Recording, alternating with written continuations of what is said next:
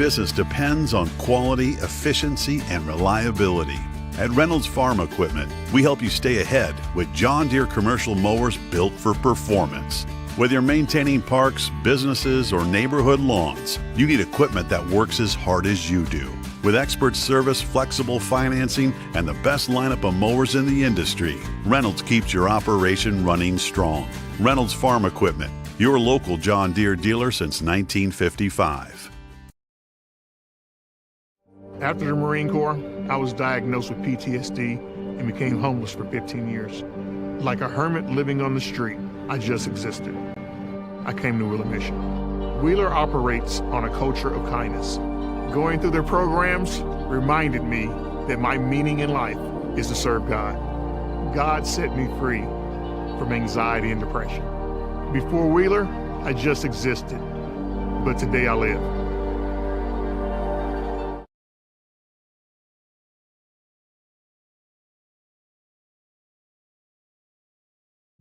At Morales Group Staffing, we are all about building better futures.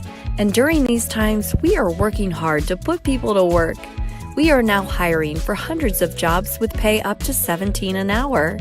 Visit our website at moralesgroup.net or text JOBS, JOBS, to 317-472-7600 to apply now and get hired today.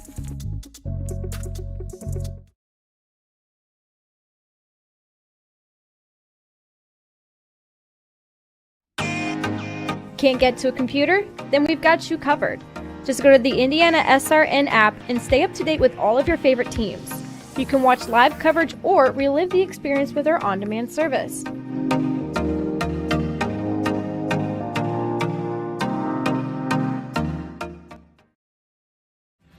Thinking about what to do after high school? Consider a career with Boilermakers Local 374. As a Boilermaker apprentice, you'll earn while you learn. We offer excellent wages and benefits, and as part of our no-cost hands-on apprenticeship program, you'll learn from the best in state-of-the-art training centers and on the job. Become a union Boilermaker and get on your way to a great career. Find out more, visit www.local374.org or call 219-845-1000.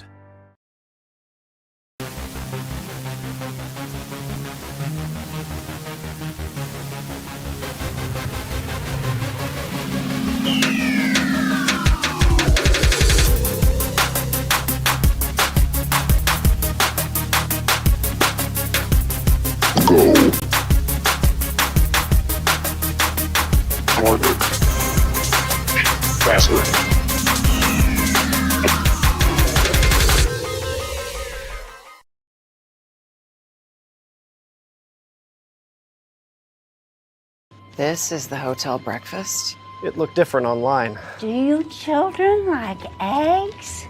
Here, they make your bones grow. It'll be fine. It's gonna be fine. All right, guys. Look alive. Is it fine, Daryl?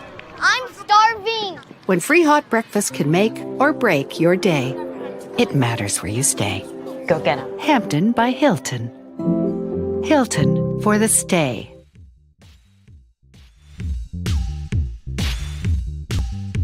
Your business depends on quality, efficiency, and reliability. At Reynolds Farm Equipment, we help you stay ahead with John Deere commercial mowers built for performance. Whether you're maintaining parks, businesses, or neighborhood lawns, you need equipment that works as hard as you do. With expert service, flexible financing, and the best lineup of mowers in the industry, Reynolds keeps your operation running strong. Reynolds Farm Equipment, your local John Deere dealer since 1955. Can't make it to the game? We've got your back. Just go to www.IndianaSRN.org and tune in to all of the live action or go to our on-demand service and relive your favorite moments.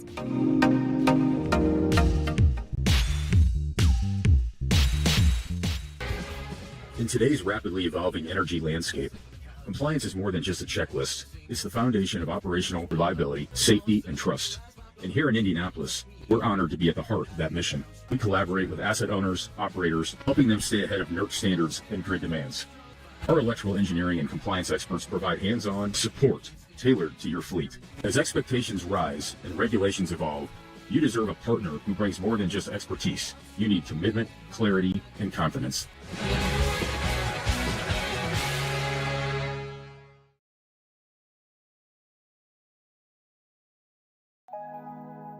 Did you know, according to the National Federation of High Schools, 80% of new officials quit the game after just 2 seasons because of abusive behavior from the stands and sidelines?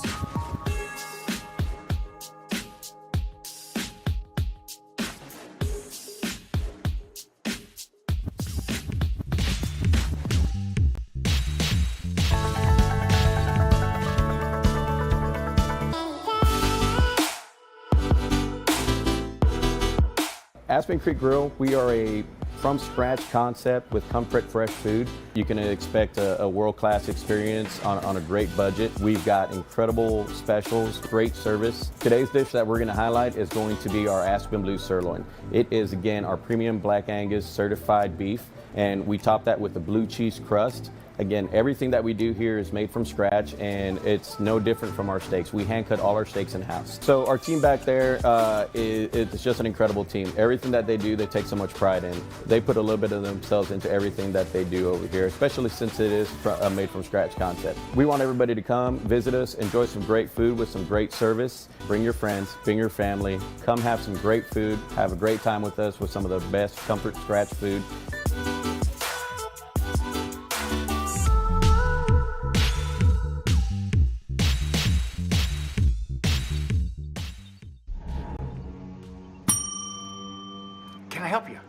Yeah, I'd like to order a hamburger, fries, salt, maybe a large vanilla shake. This is a trophy shop, can't you tell? You got carry out? Everything that you need, we have here at the shop. Very unique.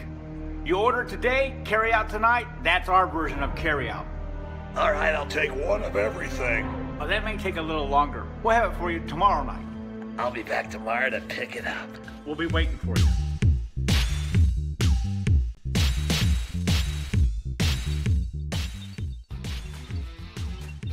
Indiana SRN wants to put more kids on TV. And honestly, that's exactly what these kids deserve. They stream more than 350 high school and college games every year, giving Indiana athletes the spotlight they've earned. All games are free to watch with On Demand on their YouTube channel. The cost is amazingly affordable, which means more kids get their moment to shine. Indiana SRN, where you always have a front row seat.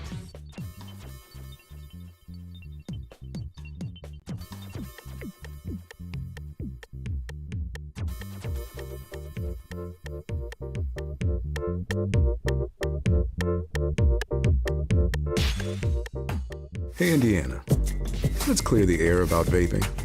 Glue, rat poison, paint. We all know these products contain poisons like formaldehyde, arsenic, and lead. And these are just a few of the chemicals you'll find in e-cigarette vapor. Let's clear the air, Indiana. Don't puff this stuff. Visit don'tpuffthisstuff.com to join the fight and spread the word.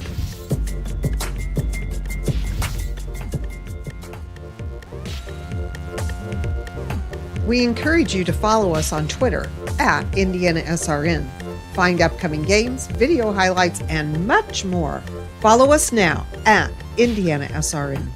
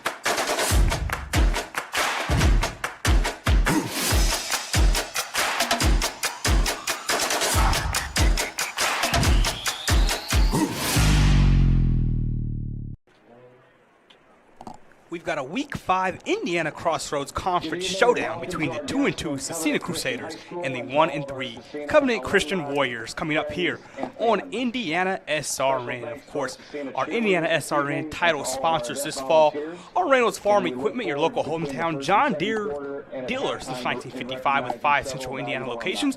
Reynolds meets all your equipment, parts, and service needs. Boilermakers Local 374, representing skilled workers across Indiana. Discover the Boilermaker advantage with Local 374. Burtner Electric. Spark with confidence, your trusted electrical partner since 1986.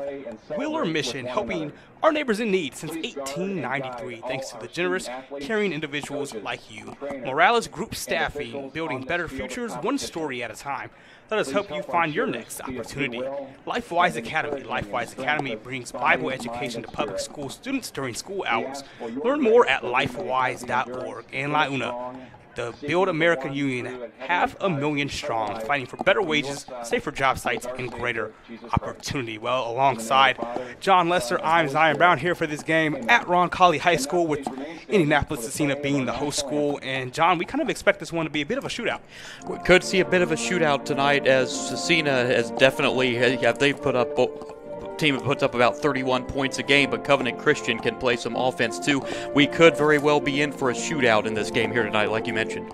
Yeah, the Crusaders are averaging 31 points a game heading into this one. Not too shabby, and Covenant Christian also averaging a bit over 22 points a game so far this season through 4 games. And both these teams come in on a 2-game losing streak. So, John, one of these teams will have that losing streak snap today, and the other team will kind of start to see their season maybe derail a bit. So this could be a really important game on both sides in that part of it. Very important in that aspect, and of course being a conference game as well, as Scecina already, as these two teams have already played one common conference opponent in Heritage Christian. This is already going to be the third conference game for Scecina. It'll be the second for Covenant Christian. I'm actually looking forward, if we want to go on Covenant Christian side for a moment, I'm looking forward to seeing Zeb Cox. I saw him in week 1 against Park Tudor. He has very, very much improved from a year ago. This is, of course, Covenant Christian's second season playing 2A football. They needed to get accustomed to that 2A level last year. Now that they got accustomed to that, they're playing a lot better. I've always said the jump from 1A to 2A is the most difficult jump you can make in high school football. It took Covenant Christian a year, but now we're seeing them much improved, and I'm looking forward to seeing how Zeb Cox performs against the Scecina D tonight. Right, you look at Covenant Christian going 0-10 a season ago, already with a win under their belt this year. And looking for more here, and you talk about Cox, 4 touchdowns to the air so far this season, 5 on the ground for Zeb Cox. And let's talk about the other quarterback and their offense as a whole, especially their passing attack with Scecina. Bryce McDonald leading the way there. He's already thrown 11 touchdowns.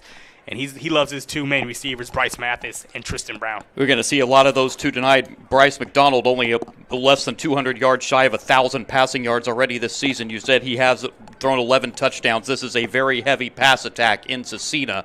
So we'll see what Bryce McDonald. We're going to see Mathis and Brown get involved early, I think.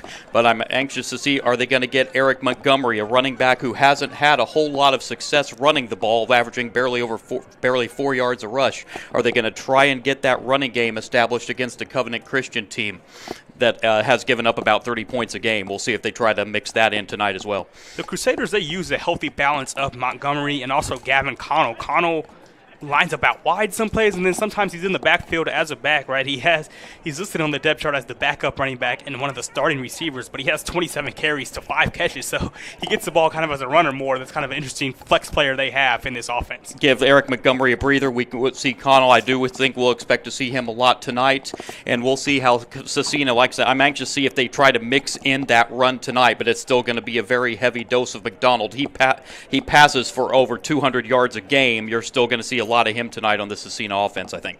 And this Scecina offense is looking to bounce back, John, right? Their first 2 games were wins that they scored a combined 100 points in. These last 2 games, they've lost only 24 points combined the last 2 weeks for the Crusaders. Offense has struggled. Now, granted, the opponents have been Beech Grove and Indy Lutheran, 2 very, very good teams. We know the success Lutherans had over the years. Beech Grove, a very good team as well. This is still a Scecina team that scores 31 points, so you are going to see them get involved offensively. That's the good news for Scecina. The bad news for Scecina is they have given up 50 points in 3 straight games, so they do give up a lot of points. You know, Covenant Christian's looking at that saying this is a team we're going to be able to score against, as they had a very successful opener scoring 34 against Park Tudor. Offense has kind of stifled the last 3 weeks, but I think this could be, with this Scecina defense, we could see Covenant's offense get back in the rhythm again tonight. Opponents are averaging 48.5 points a game against Scecina, so that is something to watch. Once again, we do expect somewhat of a high-scoring affair in this one, but something that interests me that we talked about before we went on air, John, is just the stylistic differences between these two teams. We've gone over the Scecina offense now at large, how much and how well they pass the ball. This Covenant team, however, is going to want to run it more, and to me that could decide the difference, which team kind of sticks to their strength the best. I said Zeb Cox, I'm looking forward to seeing him, but yes, they are mostly a running team for Covenant. They've got the 2 running backs, Tyson Hall and Henry Schaefer, that have rushed for 450 yards this season, so it is going to be a heavy dose of this Covenant offense, and you know they're looking at that Scecina defense, how much they've struggled, and you know Covenant's looking like we can probably get involved in the running game tonight, and they think they have a very good chance, and I think we're going to have a very good game here tonight. Schaefer is similar to Gavin Connell, the way we talked about him with Scecina, right? He's listed as a receiver, but he's only got 4 catches on the year, has run the ball 24 times, and on those carries, averaging over 7 yards a pop. Yeah, very good runner. Schaefer, like I said, Tyson Hall, he's rushed for over 50. But something I look forward to seeing, Zeb Cox, we talked about him. He is one of these dual threats because he's also rushed the ball about 35 times this year, and he has 5 rushing touchdowns this year, does Zeb Cox. So we're going to see, it's going to be a lot of the Zeb Cox show, I think, offensively for Covenant. The question is, will Scecina find an answer defensively that they have not been able to do the last 3 weeks to hold down this Covenant offense, especially Zeb Cox? We'll find out. It's a homecoming game for this Scecina squad. I know that always adds a bit of extra energy to the stadium, right? You want to. It's probably the most attended game you'll have all season long. You want to get that win, leave everybody happy, going home happy, heading into the homecoming weekend. You've got the former alumni, of course, the former players. Homecoming, I think, is the one you always circle on the calendar every year. You know Scecina's looking at that, saying we want to go out here and make a great showing for our fans from past and even future, and as well as present. So, you know, the Scecina fans will be out cheering hard tonight with this homecoming matchup here against Covenant Christian in a big conference game. So a lot to look forward to here at Bob Tolley Field in this Indiana Crossroads matchup between Covenant Christian and Indianapolis Scecina. We'll have more and the kickoff in just a moment here on Indiana SRN.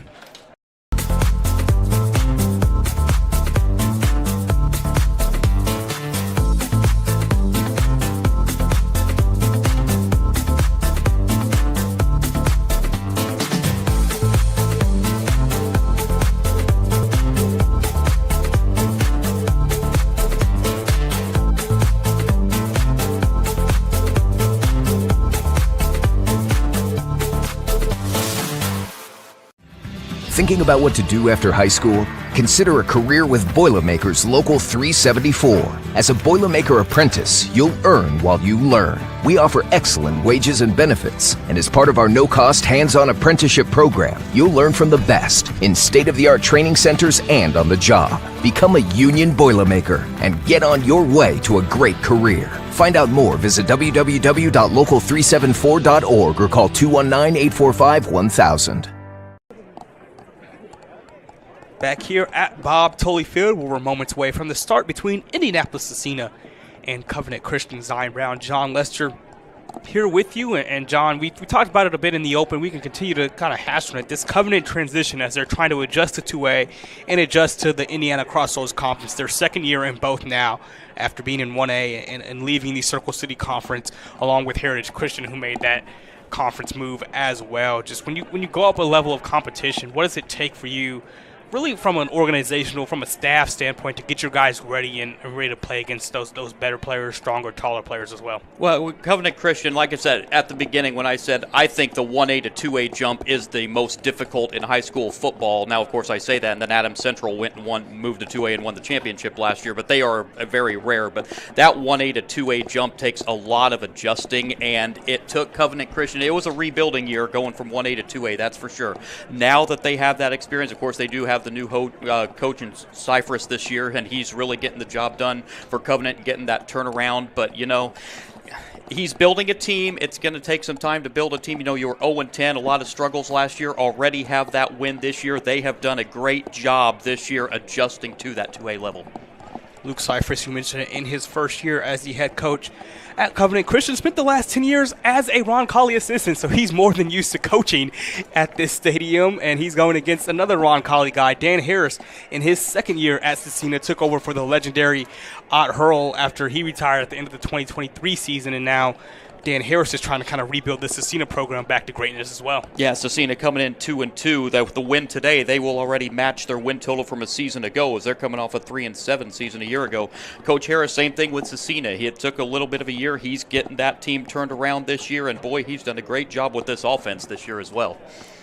Both of these head coaches were players and students at Ron Colley High School over a decade ago, and now for this game today, they are coaching at Ron Colley. As you see right there, it looked like Scecina won the coin toss, deferred, and so receiving to begin this game will be Covenant Christian. We talked about it. We'll see how they can set the tone early here, John. We're going to see Zeb Cox and that Covenant Christian offense to start this game, and we'll see how they do, if they're going to use Zeb Cox as that dual threat once again, and how will Scecina respond after giving up 50 points plus these last 3 games. How will their defense have an answer for this dual threat quarterback in Zeb Cox? And so I'll be interested to see how Cox, Hall, and this entire Covenant offense, fare in this one. What also interests me is just kicking-wise, Henry Schaefer, the kicker for Covenant, has not kicked at all this year. Owen Winzier for Scecina has 1 field goal attempt, and he made that one. So if special teams turns out to be a factor in this one, we're really not sure what we would see in this, John. Yeah, it's going to be one of those. I do expect a high-scoring affair, and we'll see what happens here as we're just about set to go here, it appears, from Ron Colley on a Friday night. So Scecina is set to kick this one away to begin things here at Bob Tolley Field on Indiana SRN. Once again, both teams on 2-game losing streaks, looking to reverse that course now.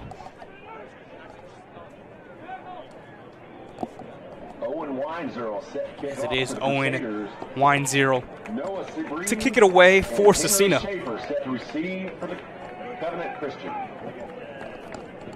They'll be receiving the kickoff to begin the second half, but here they're kicking things away to start this one.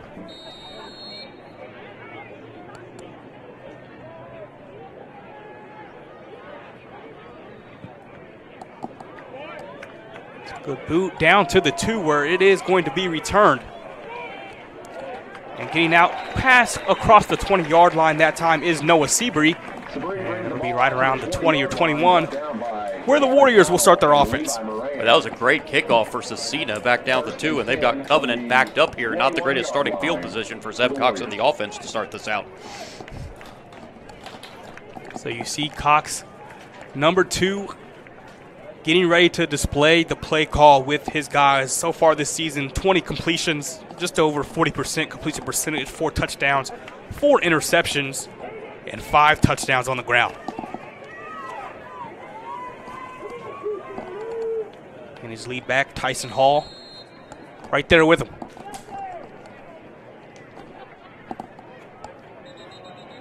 Here's on a jet sweep and a whistle before the play is run. On the line there, I believe. So it is going to be an encroachment, making it 1st and 5. That's a big play now. The playbook's a little bit more open on 1st and 5. And when you struggle defensively like Scecina has, those are just penalties you just cannot afford. You just cannot afford to give teams just these 5 free yards at a time. That's something that's going to have to get corrected. So ball moves up to the 26 on 1st and 5. Last play was going to be Seabury coming in on that jet sweep. Instead, it'll be a handoff here to Tyson Holland on the outside. Jukes one man and got close to that 1st down marker up at the 31. Yeah, I think he did get to that 1st down marker right at it. Look, they're going to give it to him. That's Tyson Hall, one we talked about. Averages 13 carries a game. Get involved early here. Daniel Green made the stop, but it was too late. Got exactly 5 when he needed 5. And our first down of the game goes to Tyson Hall and the Warriors.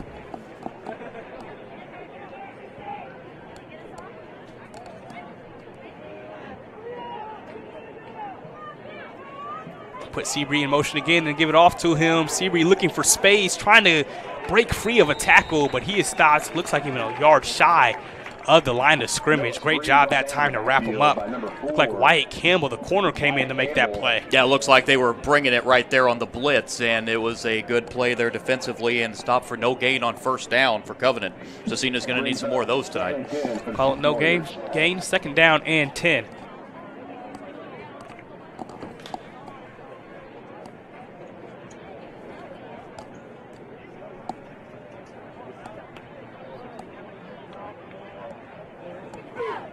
Cox will look to throw for the first time today. Flips his hips and completes it across the middle, past midfield. Then it's taken away by Bryce Mathis.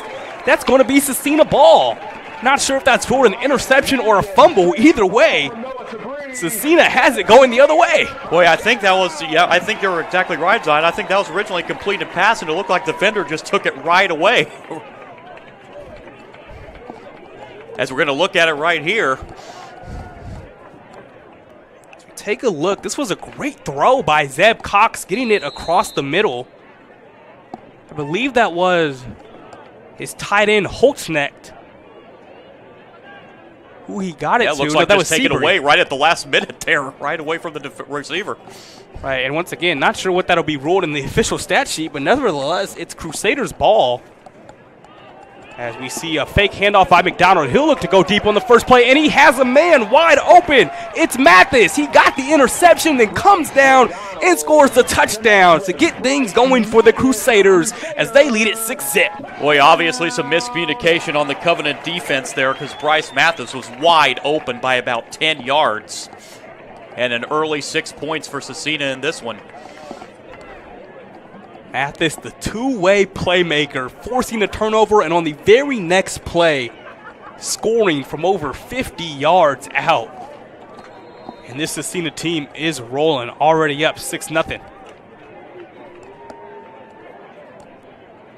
Owen Weinzero now on to kick the PAT.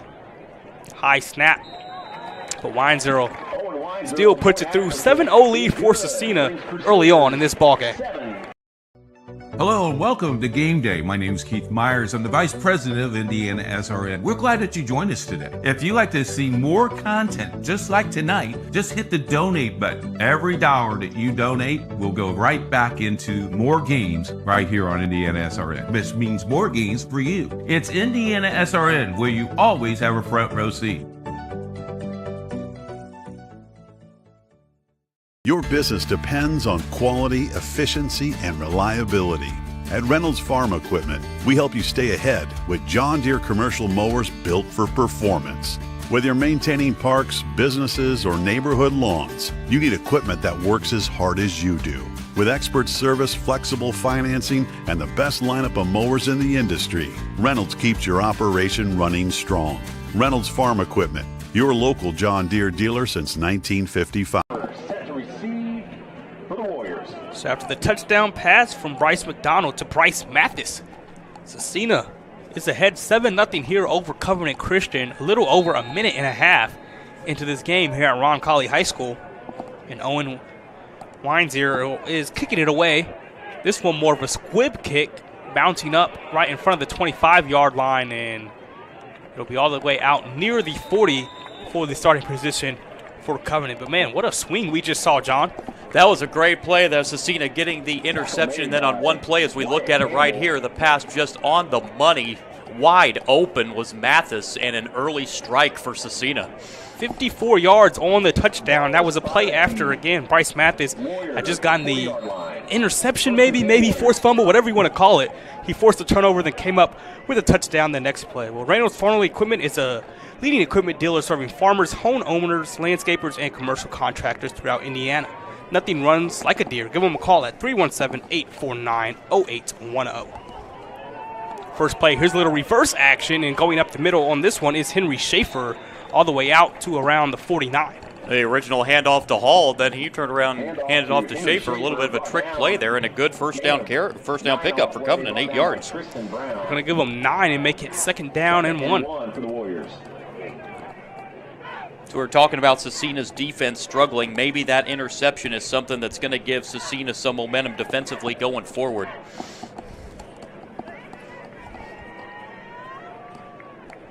Cox had a great completion, or at least a great throw out to Noah Seabury that got taken away by Bryce Mathis. Let's see how Cox at quarterback and the rest of this Covenant offense responds.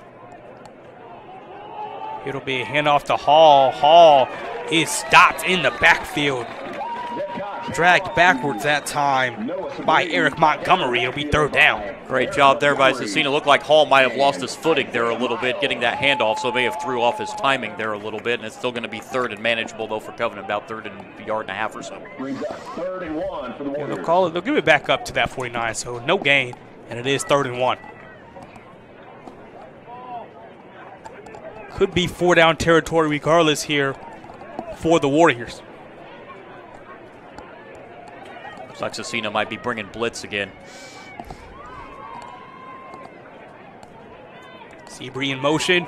It's a straight-up run for Cox. He gets up the left side and dives forward for 6 yards and a first down. Good job there by Cox, recognizing the backs were going to be covered. He saw some room and got himself 6 yards and moves the chains and keeps the drive alive for Covenant Christian. That's what coaches love to call that +1 running attack, right? When you can just use your quarterback as a runner, you get that extra blocker from that running back spot, and in short yardage situations in particular, it's so effective. And when you have a dual threat quarterback like Cox is, that just adds to it if you're especially if you're an offensive coach or offensive coordinator. So it's the first play either team has run in plus territory, as it's 1st and 10 from the Scecina 45. Here's Schaefer and whistle before the play. It looks like it's going to push Covenant back 5 here.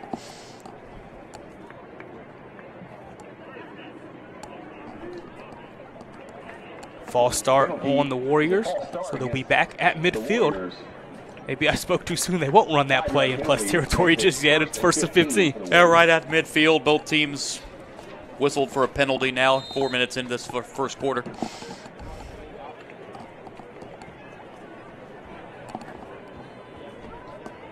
See if it's still a run play for Covenant, or if this 1st and 15 maybe forces them to try to put this through the air.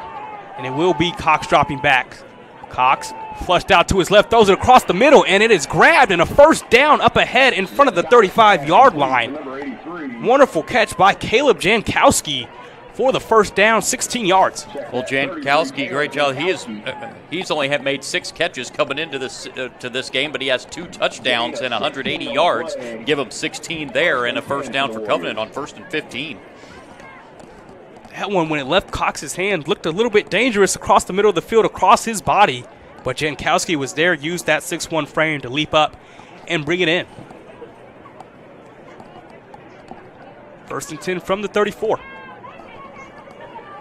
Schaefer in motion. They're going to give it off to Seabury going the other way, but he is stopped after maybe a yard that time by Wyatt Campbell. Sorry there, Zion. Good job there by the Scecina defense, limiting the damage to 1 yard there on first down. And we'll see what Covenant brings here on 2nd and 9. Those misdirection plays always can be difficult for a defense, but I think Scecina has probably seen this on the Covenant film throughout the week. You saw that time Campbell was ready for it.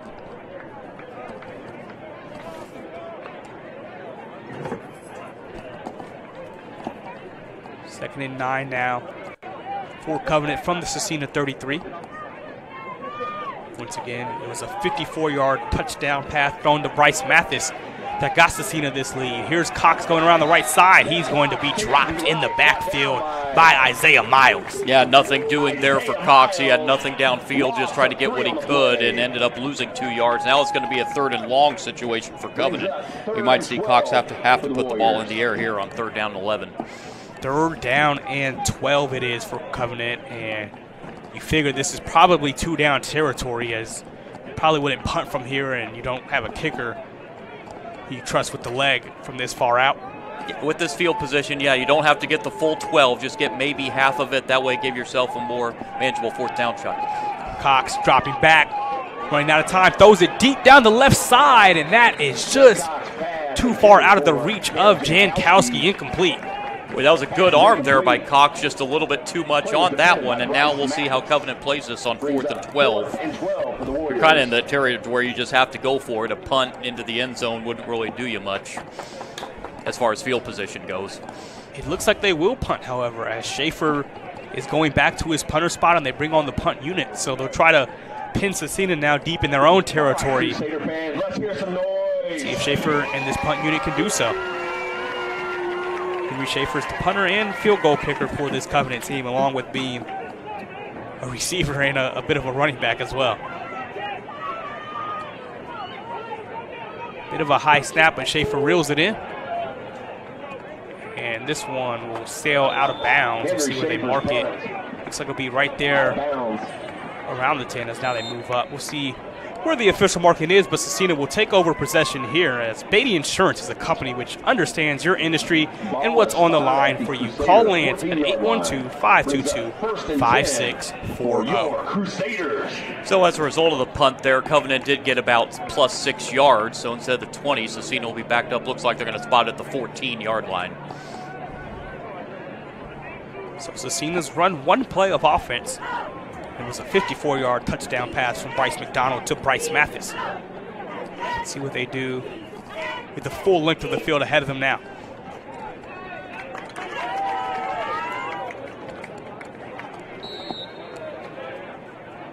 You know, Covenant would love to get a 3 and out here so they can get great field position. Donald will be looking to throw early here, and that's through the hands of Gavin Connell, incomplete. That's one Connell would like to have back, hit him right in the hands. That's one you probably need to come up with to help your quarterback out there. Still just 2nd and 10, though.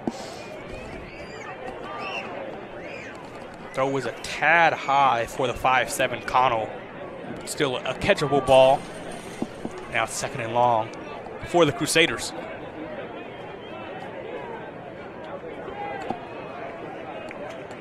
Covenant showing blitz. The running back Montgomery moves to the opposite side of McDonald. He'll look to throw here. Complete to Mathis. Mathis gets the first down and more. Mathis on the loose. Mathis at midfield. He's got one man to beat. Mathis inside the 30.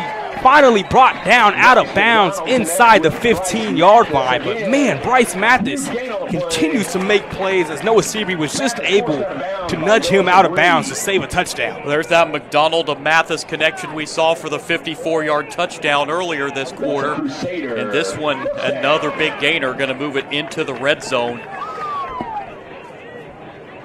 Looks like they're going to spot this right at the 10. So a 76-yard completion from Bryce McDonald to Bryce Mathis. It's 1st and goal from the 10 for Scecina. So 2 completions for 130 yards for McDonald already in this quarter. And those are all Mathis yards receiving as well. Timeout on the field, Crusaders. I think the play clock may have been running down and a timeout was called. Here by Scecina, they lead by 7. IndianaSRN wants to put more kids on TV. And honestly, that's exactly what these kids deserve. They stream more than 350 high school and college games every year, giving Indiana athletes the spotlight they've earned. All games are free to watch with On Demand on their YouTube channel. The cost is amazingly affordable, which means more kids get their moment to shine. IndianaSRN, where you always have a front row seat. From warehousing to transportation and everything in between, Piper Logistics does it all. Centrally located, Piper Logistics has 2 warehouses in Indianapolis and a warehouse in Cincinnati, Ohio. Piper Logistics houses over 1 million square feet. Along with our transportation department, we can provide service to half the United States markets.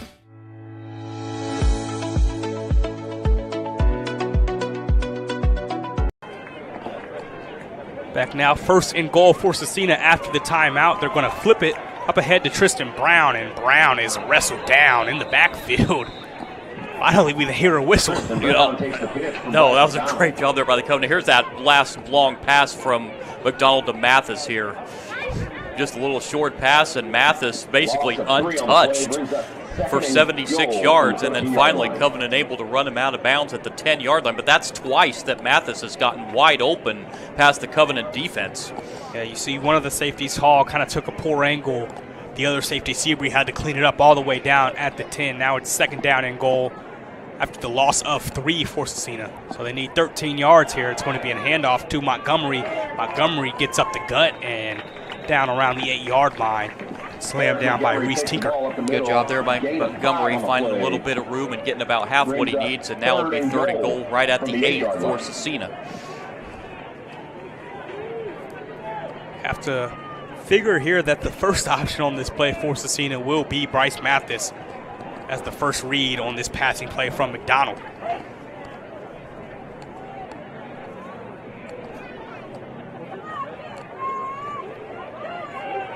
Trips over to the top of the screen. For this 3rd down play, it'll be a handoff to Montgomery instead, and he's trying to push forward, maybe got a yard. That sets up 4th down. Well, they played right into the Covenant defense that time. Surprised to see them go with that play there, with Covenant swarming the middle there defensively. But it's 4th down here. And it looks like Scecina will indeed look to kick with Owen Winsier.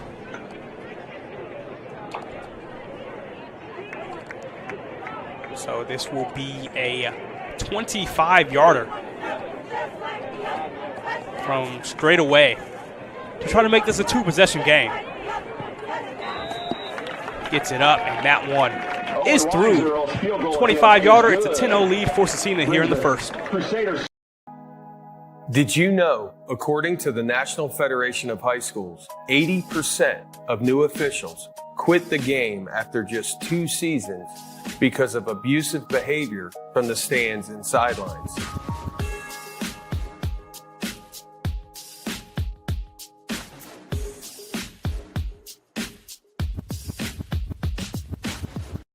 We encourage you to subscribe to our YouTube channel, IndianaSRN. Hit the bell to get notifications for upcoming games and more. Watch as many games as you want, as many times as you want. Bertner Electric Incorporated provides professional commercial electrical contractor services to Indianapolis and surrounding communities. Locally owned and operated for over 30 years, our knowledge and experience make us the perfect choice for all your commercial electrical contractor needs. Contact us today. Owen Winesier just hit his 2nd field goal of the season. That one a 25-yarder to put Scecina ahead 10-0 here at Bob Tolley Field. And now he'll kick it away for this 3rd Covenant Christian possession of the game. This one, another one of those squib kicks. Hall has it, and he's going to get across midfield. So Tyson Hall with a good gain up toward the 44-yard line of Scecina. Great Covenant in great territory to start. Great job there by Hall, getting past, broke the first tackle. I thought he was going to break that 2nd swarm, but was not able to. But still, outstanding field position. Anytime you can start on the plus side of the field, you have to like where you're at here. Boilermakers Local 374 represents highly skilled, highly motivated workers in field construction and metal fabrication across Indiana. Whether it's a new build, upgrade, or facility maintenance, you can count on Local 374 to get the job done the right time, the first time. So now let's see. We saw this Covenant team punt from around this territory in their last drive. Let's see what Cox and company do now. Here's Schaefer going around the left side and got about a yard before being stuffed that time. Like Mathis was in on that one, and so was Montgomery. They tried a little bit of that reverse or end around play, but Scecina not budging there defensively, only a 1-yard gain. When you start in this kind of field position, I know we're still in the 1st quarter, but you've got to take advantage and score on this drive if you're Covenant. You're already down 10. You get great field position. You've got to capitalize on this. Already a 2-possession lead for Scecina, now under 3 minutes to go in this 1st quarter. Cox will now look to drop back. Steps up in the pocket, finds himself in trouble, and he is going to be sacked by Brady Ray. Loss of about 4 on the play, and it looks like a Covenant player. Cox is down as well. So Cox took that sack, and now he is down also. So we'll go to a quick break here ahead of 3rd down for the Warriors. At Riskwork, we're Team Indiana through and through, from coaching youth basketball to protecting critical infrastructure. Like our partners at IndianaSRN, We invest in people first. That same grit and leadership on the court drives our work in cybersecurity. We help businesses stay secure, resilient, and ready with no guesswork. If you can trust us to protect the grid, you can surely trust us to protect your Indiana business. It's game day, a time to focus on the excitement and not to worry about your insurance coverage. With Indiana Farmers Insurance by your side, you can step onto the field or into the bleachers with true peace of mind, knowing your coverage is handled by local agents who care about your business, your auto, your home, and your farm as much as you do. Local insurance, local agents, here for you. Now that's what we call teamwork.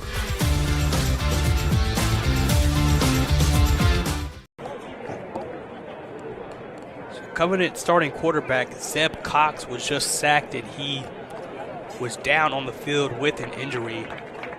We hope that he is all right. It'll be third down for Covenant when we resume action here.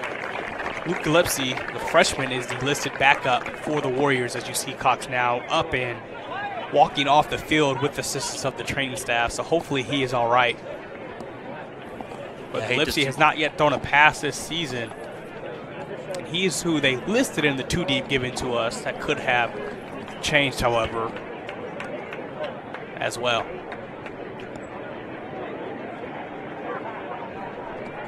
We'll see what the Warriors decide to do now. It's third down and 12 from the Scecina 42-yard line. Excuse me, 47-yard line. So we'll see here your first action here. You're playing a third down and 12 here. Let's see what he has in the bag here.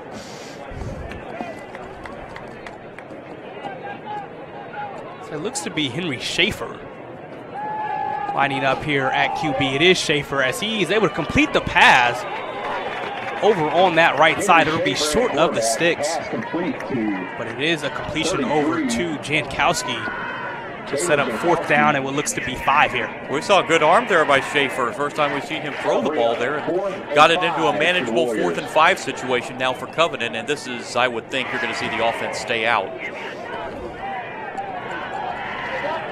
So it will indeed be 4th and 5, and unless Schaefer, who is also the punter, lines up for some sort of pooch kick, looks like it will be a go-for-it situation for the Warriors. Send a man in motion. Schaefer will look to pass. Schaefer looking right, low throw, and it is brought in by Seabree. It is called a catch and a completion and a first down for Covenant. We have a zebra conference, but I think that's going to stand. There is a flag back here. One looks in the area of maybe roughing, considering where the flag was thrown. So for now, it's a Noah Seabree catch and a first down inside the 30. A lot to sort out here for the officials, it appears.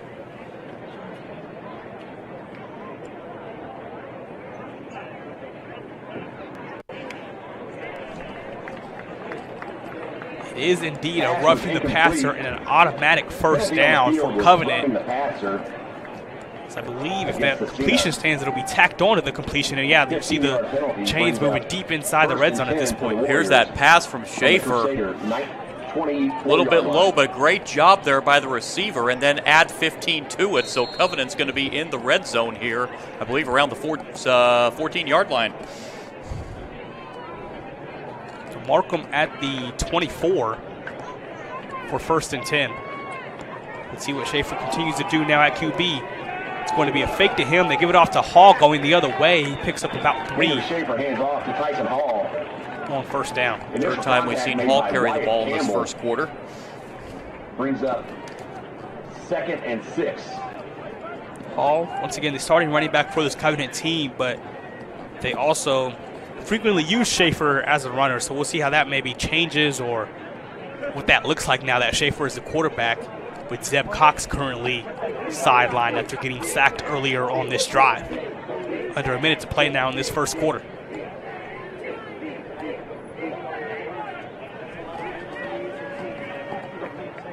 Second and 7, Schaefer's going to keep it himself going left, and he had nowhere to go. Brought down by Caden Duggan. saw that sack coming right when the play was snapped. He was untouched on that Covenant line, and a pretty easy sack on Schaefer there. And Covenant will not have to snap it and get in the quarter if they don't want to. With your backup QB in there, I doubt that you want to, right? You probably want to, before this third down play, go ahead and talk to your coaches and get everything sorted out. As you see, they will walk off of the field now. So it's a 10-0 Scecina lead after 12 minutes of play here on Indiana SRN. This is Lifewise Academy. It's a program that teaches Bible-based character education to public school students during school hours. Not before school and not after, but during school hours. So here's how this works. The students will leave this school building, hop on this bus, take a short ride across the street to the church. I can see the steeple from here, have Bible class, hop back on the bus, head back to school. It's that simple. Go to lifewise.org to find your school. During Army basic training, I found out I had 7 herniated discs. Prescription pain medication led me to a heroin addiction. I entered Wheeler's program and learned life on God's terms. After meeting Greg, I was so impressed, I hired him. When you change that one life, it makes it all worthwhile. Now, I have a family, house, and a job that I love. At Wheeler, you can have something everlasting. 1975, 50 years ago, at their homecoming. Back here where a crucial third down is upcoming for Covenant Christian. Alongside John Lester, I'm Zion Brown here on Indiana SRN. And Piper Logistics, for more than 2 decades, the seasoned professionals at Piper Logistics have been trusted partners for inventory management, warehousing, fulfillment, and transportation. Ride with us. Call Piper Logistics today at 317-396-1023. John, a crucial third down here to update our listeners. The starting quarterback, Zeb Cox, for Covenant Christian, he went down with an injury after being sacked earlier in this same drive. Right now, it is Henry Schaefer playing the QB position. And this Covenant team has had its chances to score so far today, but this right now, the best chances they've had, the farthest they've gotten along the field. By far the best scoring chance, and one you have to capitalize on. You got that roughing the passer penalty, so you got that extra yardage there. You start on the plus side of the field. Important for Covenant to finish this off. And tradition-rich program. Crusaders everywhere. Please join us once again in celebrating. So Schaefer stays at QB. You see him now wearing the play sheet wristband, number 80. And it's 3rd down and 8. They need to get up to the Scecina 14-yard line.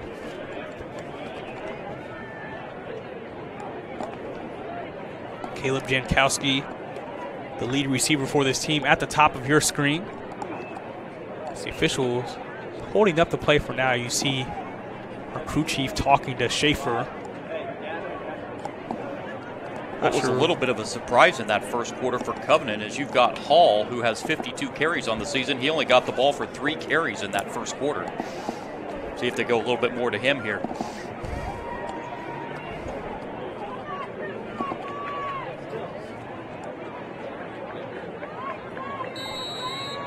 So waiting to get everybody off the other end of the field for some people being recognized for Scecina. Now we're ready to go with this 3rd and 8. Here's Schaefer going up the right, cuts back inside, and he's going to get the first down, and he's still going down inside the 10, brought down finally around the 5-yard line by Gavin Connell. Well, you see that strength there for Schaefer. 2 broke tackles, almost was able to break that 3rd one into the end zone. As we look at it right here, see the strength for Schaefer to get out of those tackles and get down to the 5-yard line and set up a 1st and goal for Covenant. And John, it's the vision and then the strength, right, to even see the lane in the hole on the inside when the play was supposed to go kind of out toward the edge on the right side, and then still getting past the tacklers once he went inside. 1st and goal from the 6.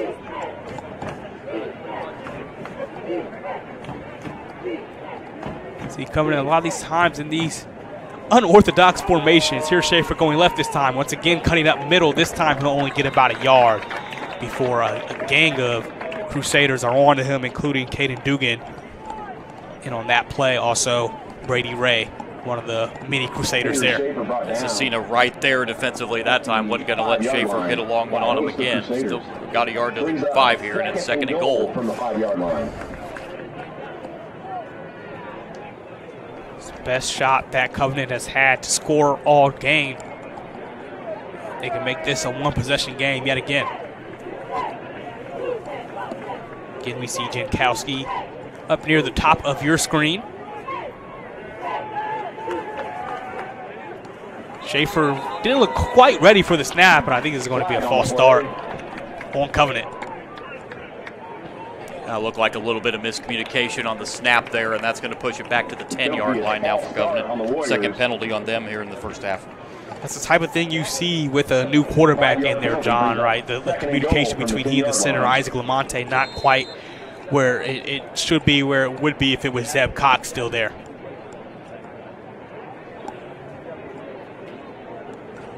So second and goal now, back at the 10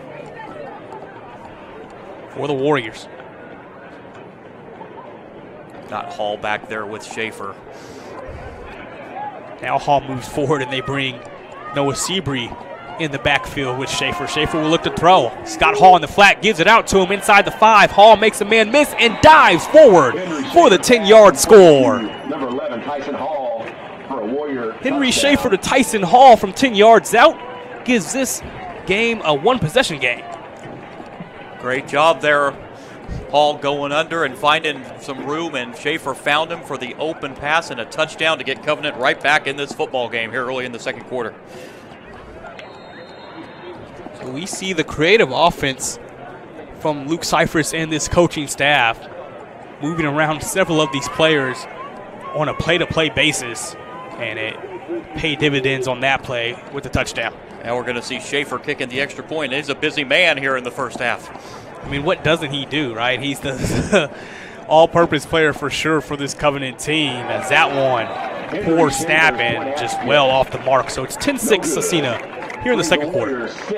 Fans, are you ready to get even closer to all the action with Indiana SRN? Subscribe now and never miss a moment. Subscribe to our YouTube channel and get instant access to exclusive live streams.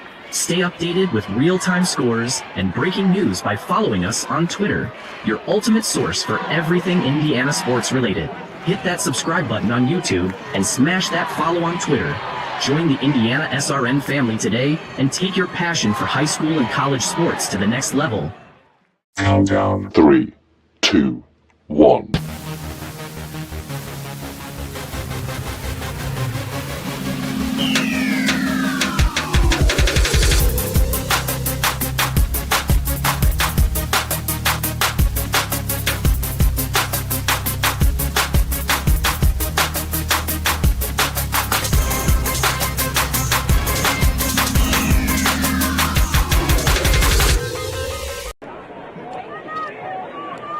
Have their first score of the game thanks to this man who's about to kick it off, Henry Schaefer, 10-yard touchdown pass over to Tyson Hall.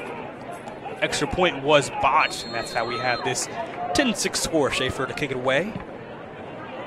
And he boots this one down to the 5.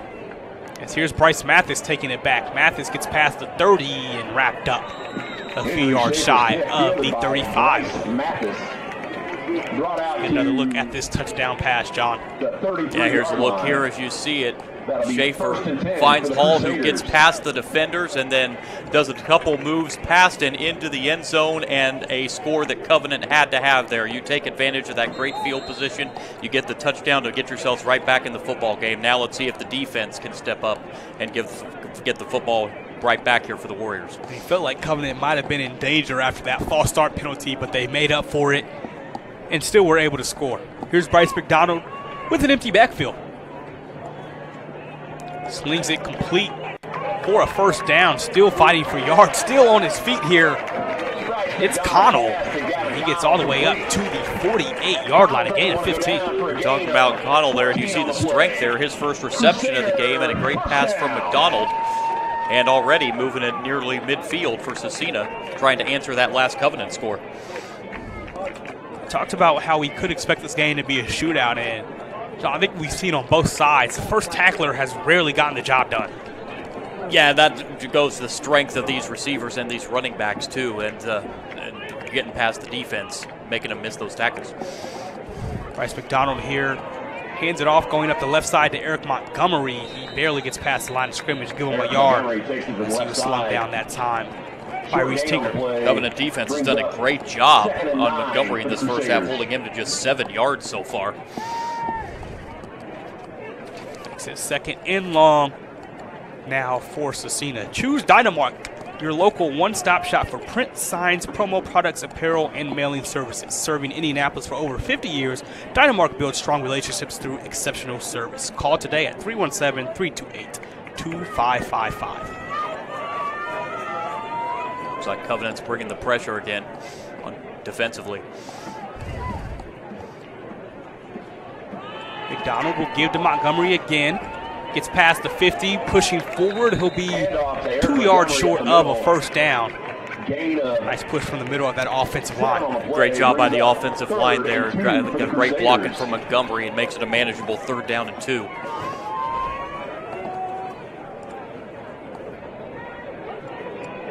McDonald got the play call and will relay it back to his guys. Skip McDonald already has a touchdown pass in this game on the first offensive play that Scecina ran, a 54-yarder from Bryce McDonald to Bryce Mathis. Mathis is part of that trips formation at the bottom of your screen. On 3rd and 2. They fake the give to Montgomery. That ball is swatted at the line by Carson Mongu, and it's 4th down. Great job there by Mongu getting past that line and getting able to get there to bat that football down. And now if you're Scecina, you're 4th and 2. Let's see what they do here. I think we're considering where they are. They're kind of in that no man's land territory of the field. Probably going to see the offense stay out. Yeah, just not appear to be the punt unit here for Scecina. 4th down and 2. After Covenant got their first score, this could be a big moment in this game. Similar formation now in motion. It's Connell. McDonald drops back again. Looks to go deep down the right side. That ball is knocked away. He was looking for Mathis. It's swatted down by Liam Yard. And it's a turnover on downs going back over to Covenant.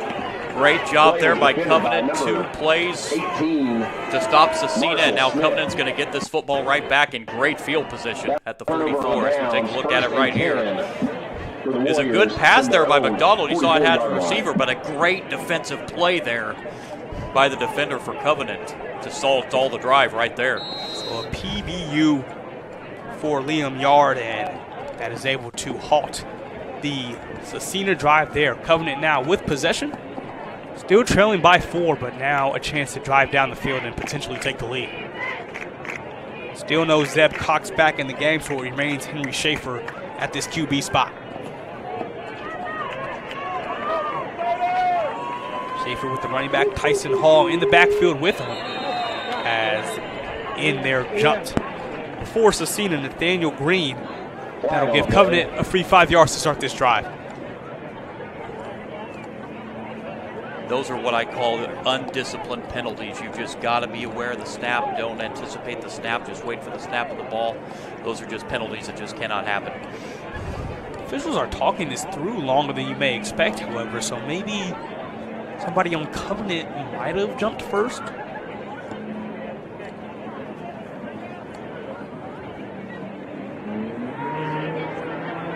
Delay a game, looks like. There we go. So it's actually a delay of game penalty. Delay of game on the Warriors. So I think that's probably why we saw Green jump. He saw the play clock was at its lowest and decided to try to jump the snap, and the snap never came.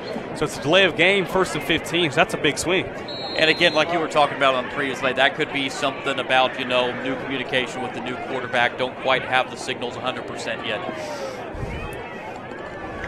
It's not how you want to start a drive after the sudden change, after the turnover on downs. Back at their own 39 now. It'll be a straight-ahead run for Schaefer trying to get outside, and he cannot. Gavin Connell got to him after just a yard. Great job there by Scecina, limiting the damage to just a 1-yard gain, bringing up 2nd and long here for Covenant. Rise Work, we make people feel safe. We protect your business. You live safe, we've got it covered. Call Risk Work today at 317-379-6755.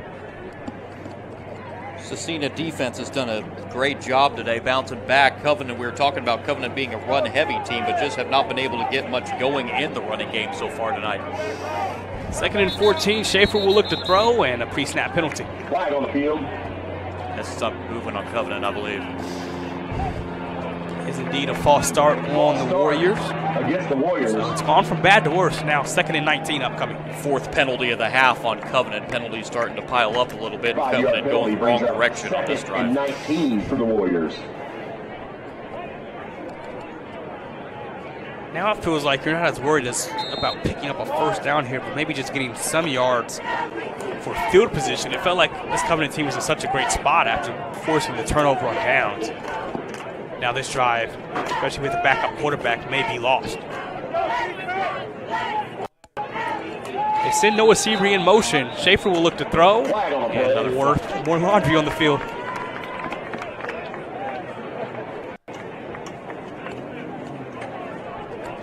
Another false start penalty on the Warriors. Now it is 2nd down and 24. What's on the play sheet for 2nd and 24, John? I don't think there's a whole lot of plays for 2nd and 24, but no, the way your offense has gone and what we've seen out of Schaefer, who's done a great job at quarterback, you don't want to worry about getting all 24. If you can maybe get just half of this, looks like we got a timeout called here. Timeout coming in. A great lawn starts with the right equipment. At Reynolds Farm Equipment, we're here to help you make mowing easier and more enjoyable. From zero turns to lawn tractors, John Deere mowers give you the power, precision, and comfort to get the job done right. Plus, with expert service and support from Reynolds, you can spend less time worrying about your mower and more time enjoying the results. Reynolds Farm Equipment, your local John Deere dealer since 1955. Looking to elevate your brand? Choose Dynamark, your local one-stop shop for all your print, signs, promo products, apparel, and mailing services. Serving Indianapolis for over 50 years. Dynamark, where strong relationships are built through exceptional service.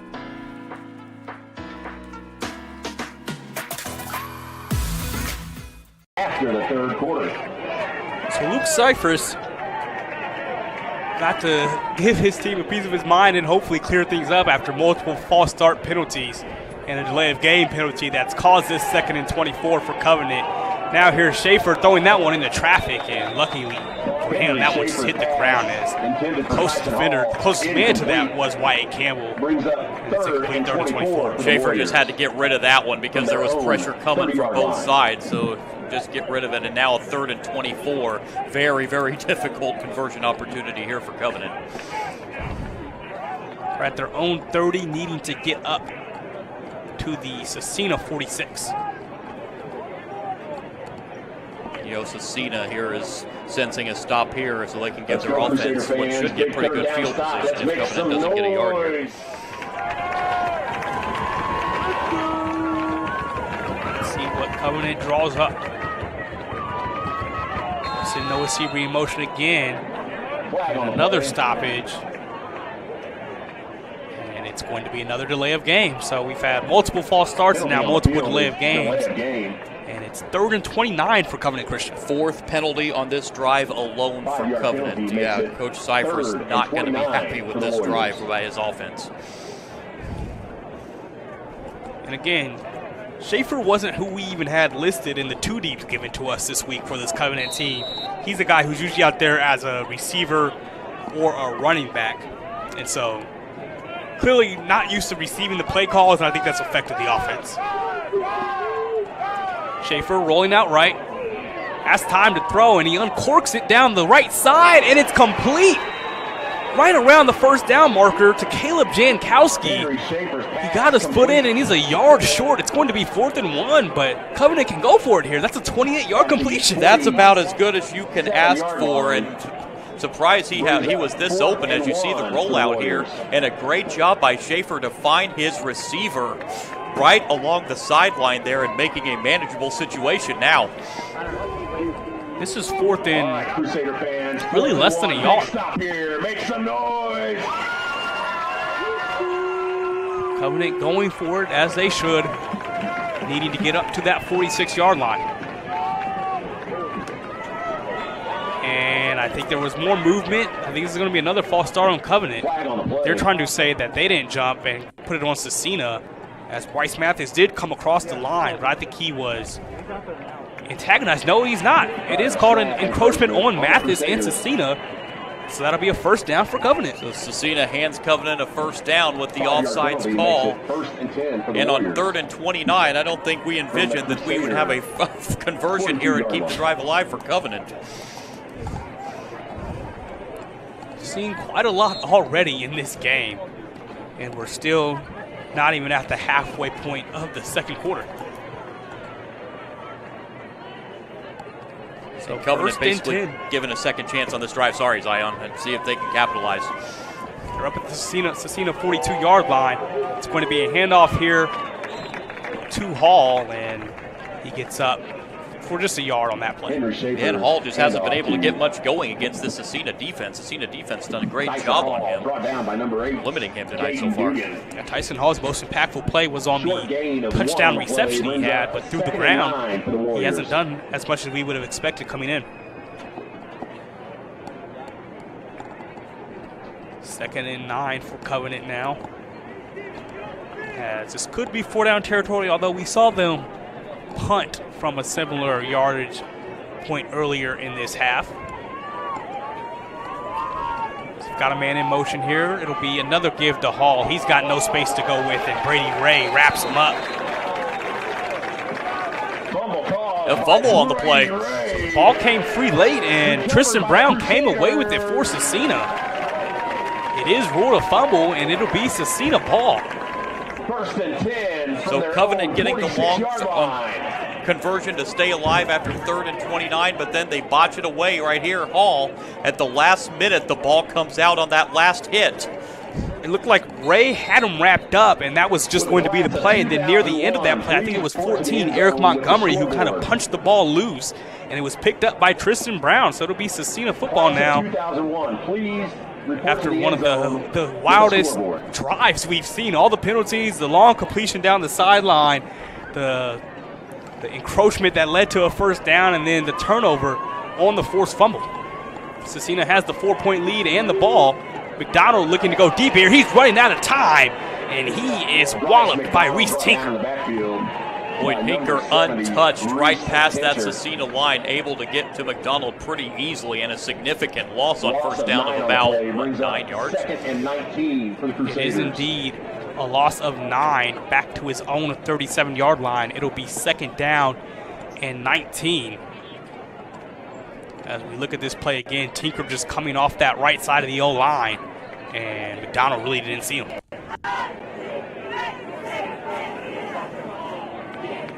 Second and 19 now for Scecina, as both of these offenses have slowed a bit. He's just going to give it off to Montgomery. Excuse me, that's Connell in the backfield this time, and he fights his way forward back toward the 44. So good job getting 7 of those back, but it'll still be a 3rd and long situation here for Scecina. 3rd down and 12 for the Crusaders now. Once again, we had a nice start for both offenses. Scecina scored on their first 2 drives, but now things have slowed quite a bit, and we'll see what the Crusaders do here with this 3rd and 12, needing to get up to the opposite 44. McDonald drops back. That throw is high and too far out of the reach of Tristan Brown, incomplete. Great job there by the Covenant defense. After turning the football over, the defense comes in and forces a 3 and out, and what I assume is going to be a punt here for Scecina. Montgomery, the punter, stays in. I think it will be. Bryce McDonald, 145 yards passing in the first half, but all in all, Covenant's done a good job on him. His completion, he's just 3 out of 7 as far as completions go in the first half.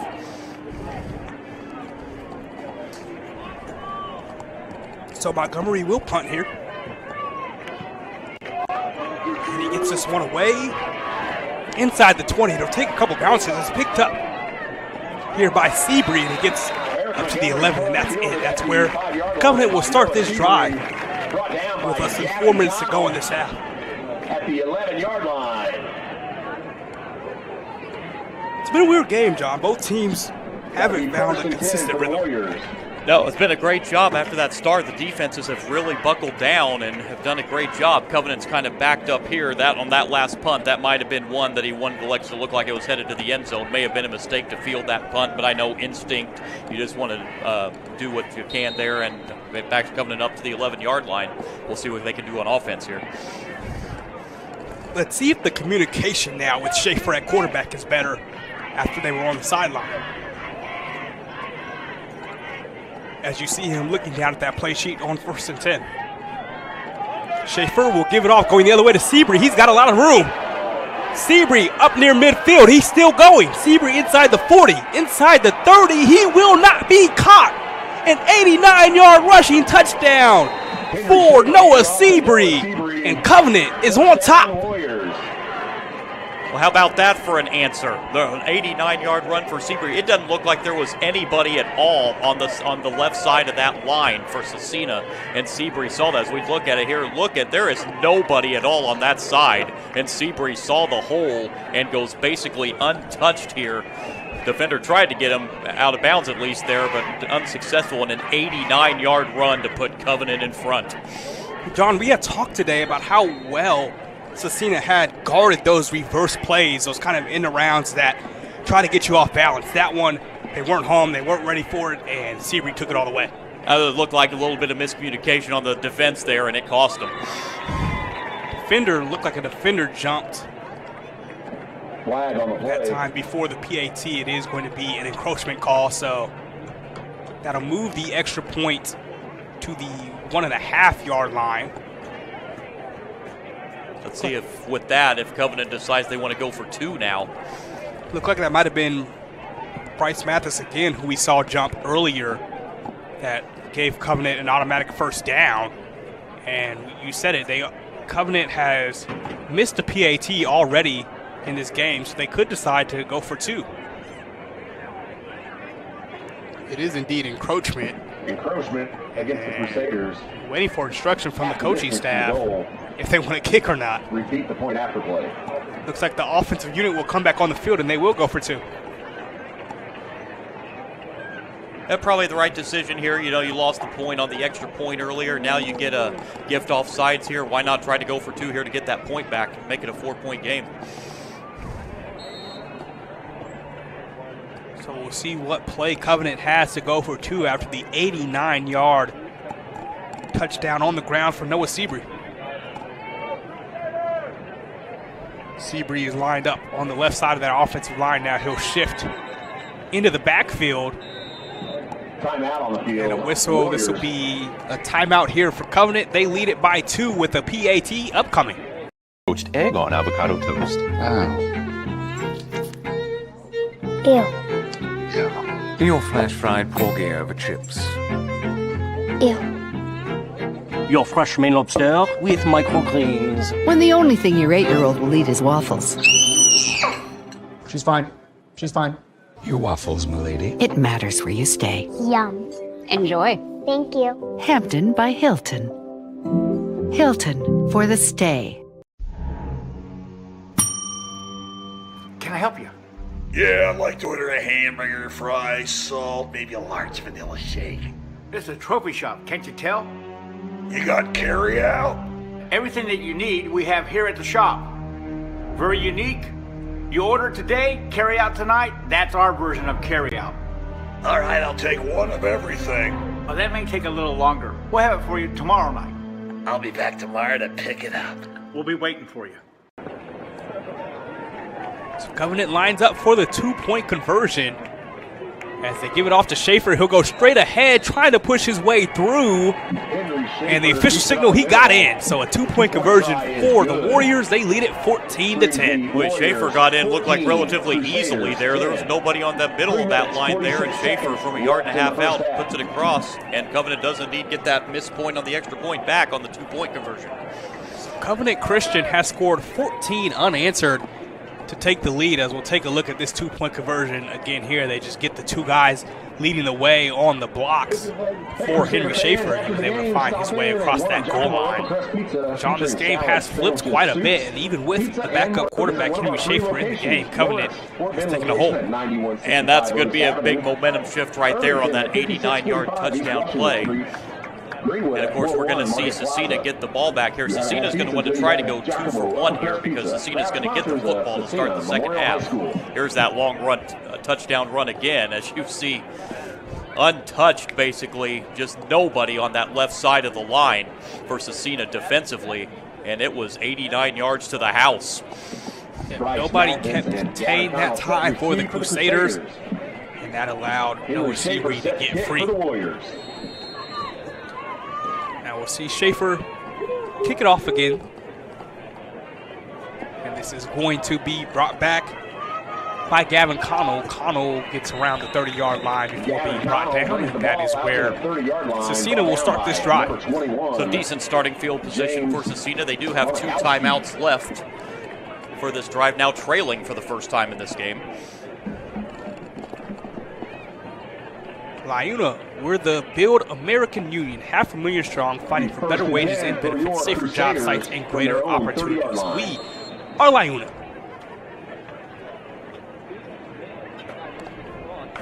First and 10, looks like they'll empty it out for Bryce McDonald, who has cooled off after the first 2 drives, but he was able to get this team down the field for points both times.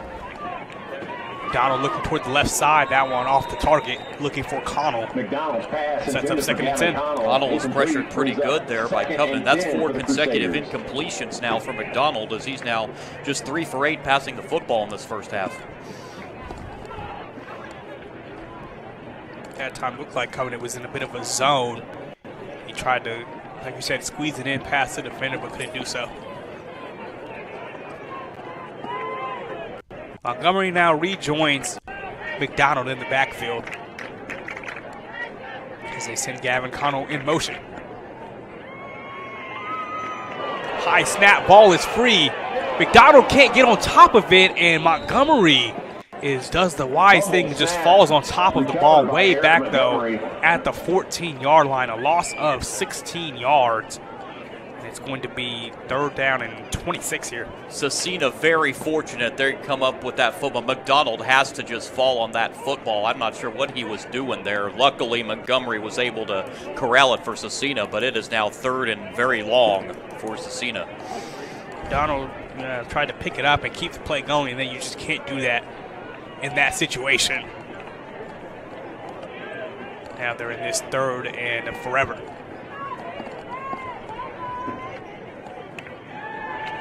Donald will look to throw, going deep. Arm got hit on the play, and that will fall incomplete.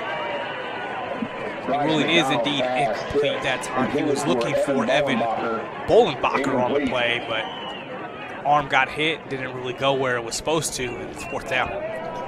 So Covenant gets a 3 and out, and they should get very, very good field position here, a chance to add to their lead here right before the half.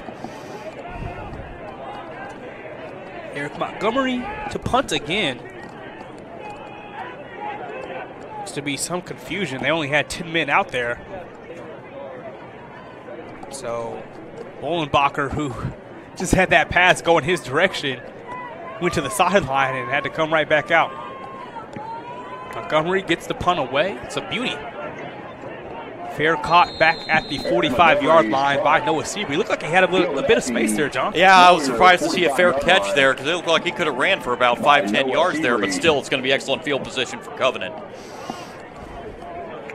So the Warriors will start from their own 45-yard line. They've scored 14 unanswered here. And they're looking to make that more going into the half. You know they would love to make this a 2-score game going into halftime here. And it looks like Covenant's got all the momentum on their side right now. Covenant Christian will kick off to begin the second half. Look for the late trips. So points here would maybe make it so they're up by 11 heading into the 3rd quarter. Schaefer remains the QB. And he gives it off here to Tyson Hall. Hall stopped at the line of scrimmage. for no gain. Again, Hall has really been stopped by the Scecina defense. Hall's really got nothing going offensively here in the first half for Covenant. Those straight runs to Hall have not been as effective as that last reverse we saw with Seabury, or just any play where they've been able to really move the defense around has been what's worked the most for Covenant Christian. See if Scecina gets a stop here. If we're gonna see them use their timeouts on defense to try to get the ball back. 2nd and 10. Here's another one of those gives to Seabury, this time up the right side. He'll pick up about 3 before the brigade of Crusaders is in on him. No timeout here for Scecina. A little bit surprised. 3rd and 7 for the Warriors. What you don't want to do is call a timeout and kind of assist Covenant in that situation.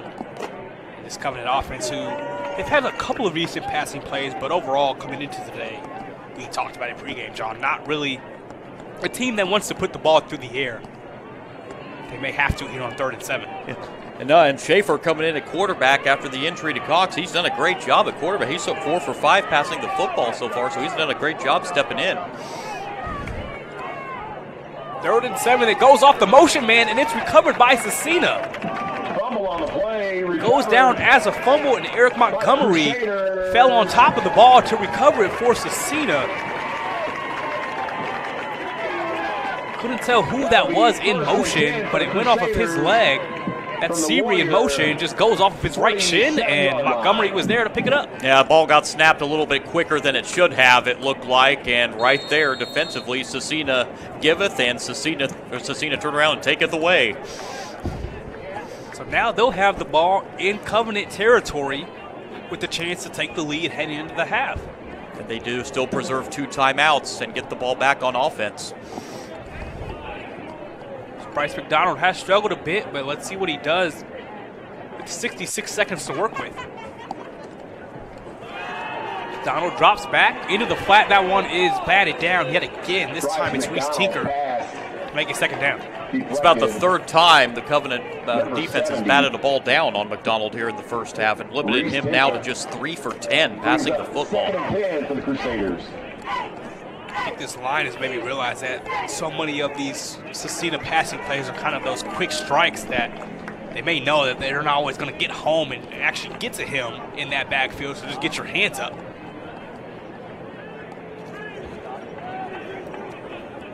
Empty backfield now for McDonald. Covenant showing blitz, they bring it. McDonald looking toward his left, nowhere to go originally, then just hails it up, and that is going to fall incomplete as it looked like a couple receivers from the area. Tristan Brown and Gavin Connell were both there. But he wanted to bring it in. So now you got 3rd and 10, and if I'm Covenant, I'd try and bring the blitz once again.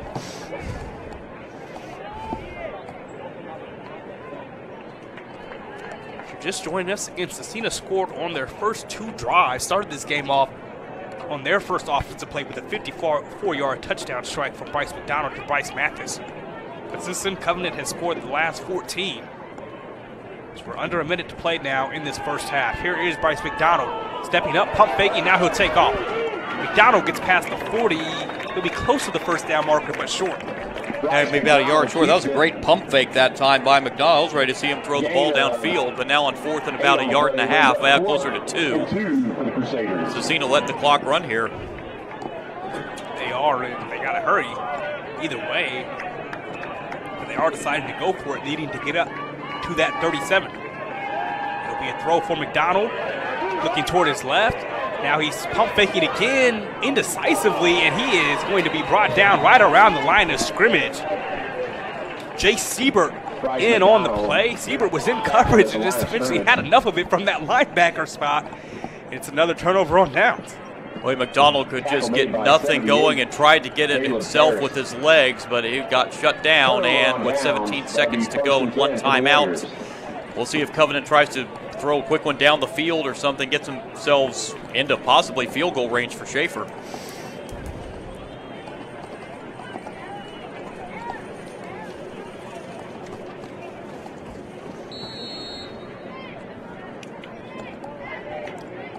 So Covenant be aggressive here, or will they kind of be at ease with this lead and their backup quarterback in the game?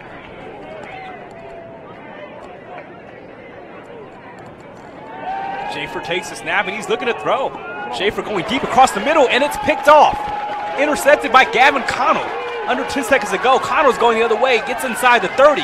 Connell out of bounds inside the 25-yard line with 5 seconds left on the clock. And Scecina has a chance here to get into field goal range at the very least. So it ends up an interception, but I actually don't mind the play call. It was just way underthrown. I like the aggressiveness there for Covenant. Try to get down the field, get yourself 3 points. Unfortunately for Schaefer, it was about 3 yards underthrown. We got a late flag here. Not sure if this is on the return or while Covenant still have possession. Officials start trying to sort it out.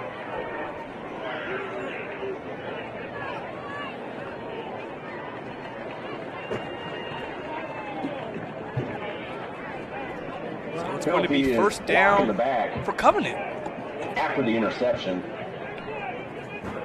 I think they called it after the interception, so I think Scecina's going to keep possession. But that's at the spot, and it brings it all the way back. So now Scecina not in a spot where they can really get points and that turnover. Still 5 seconds left, but it doesn't appear that it'll cost Covenant all that much. Do we see what kind of arm McDonald has here from the 46-yard line? I don't know if he can get it quite to the end zone, but this might be a chance to find out. I don't know what you have to lose at this point.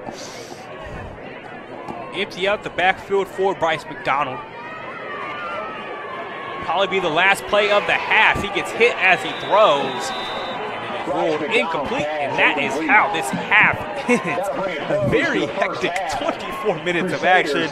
We see Covenant have to go to their backup QB, Henry Schaefer, and through all that, the Warriors are on top, 14-10, John. Well, it's been the opposite of what I thought. I thought we had a possibility to see a shootout, but I mean, both defenses have actually played very, very well in this first half. So defense is getting the job done here, and I like what I've seen out of the quarterback Schaefer. Again, a little bit of an underthrow there to force the interception, but you know, this is looking like a good, hard-fashioned conference grinded out here, and I think we're going to be in for a whale of a second half.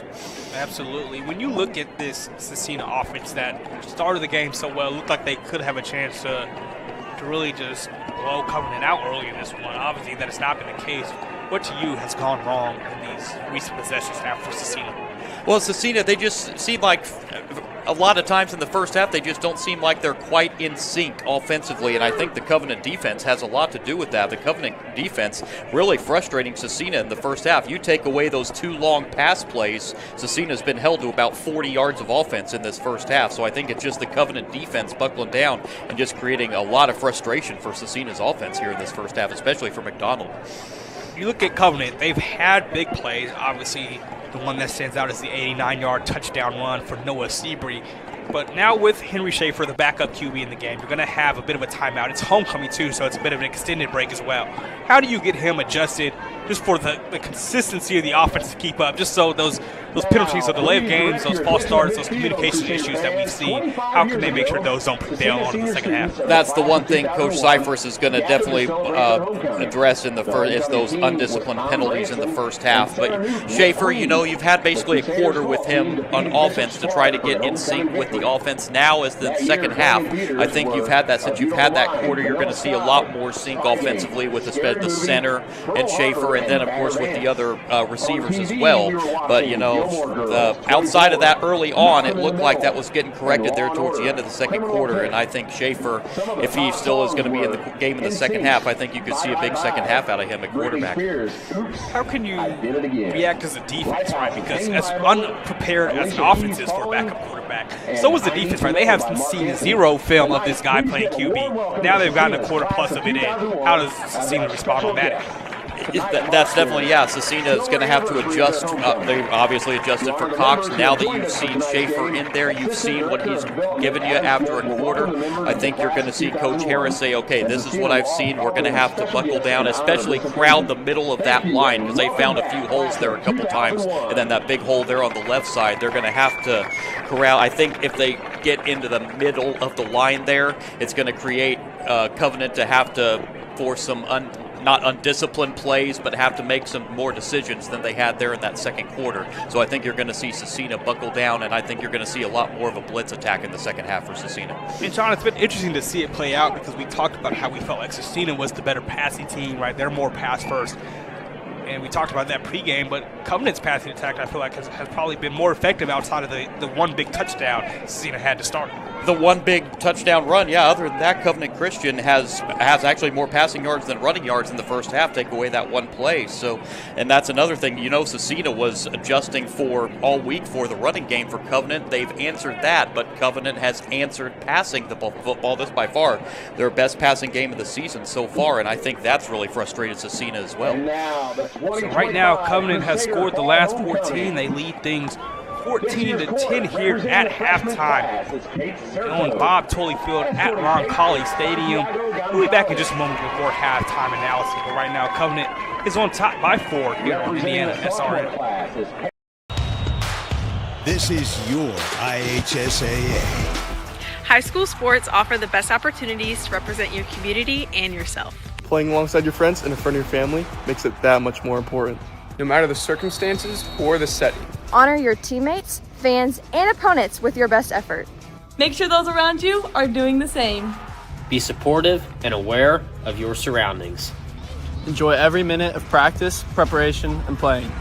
Your conduct, actions, and character are a reflection of your sportsmanship values. Do not allow winning and losing to prevent you from respecting your opponent, respecting the game, and representing your community.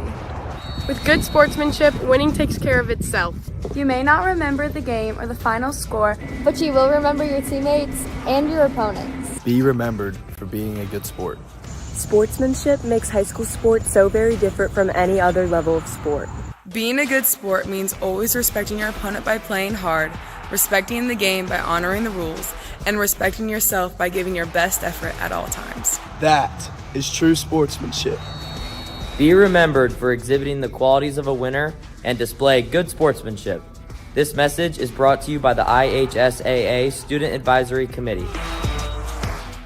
Jackson Neville, son to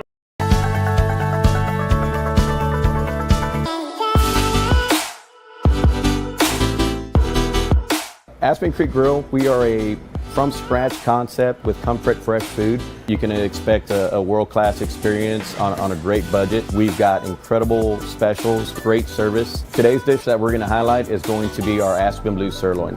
It is, again, our premium Black Angus certified beef, and we top that with a blue cheese crust. Again, everything that we do here is made from scratch, and it's no different from our steaks. We hand cut all our steaks in-house. So our team back there is just an incredible team. Everything that they do, they take so much pride in. They put a little bit of themselves into everything that they do over here, especially since it is a made from scratch concept. We want everybody to come, visit us, enjoy some great food with some great service. Bring your friends, bring your family, come have some great food, have a great time with us with some of the best comfort scratch food.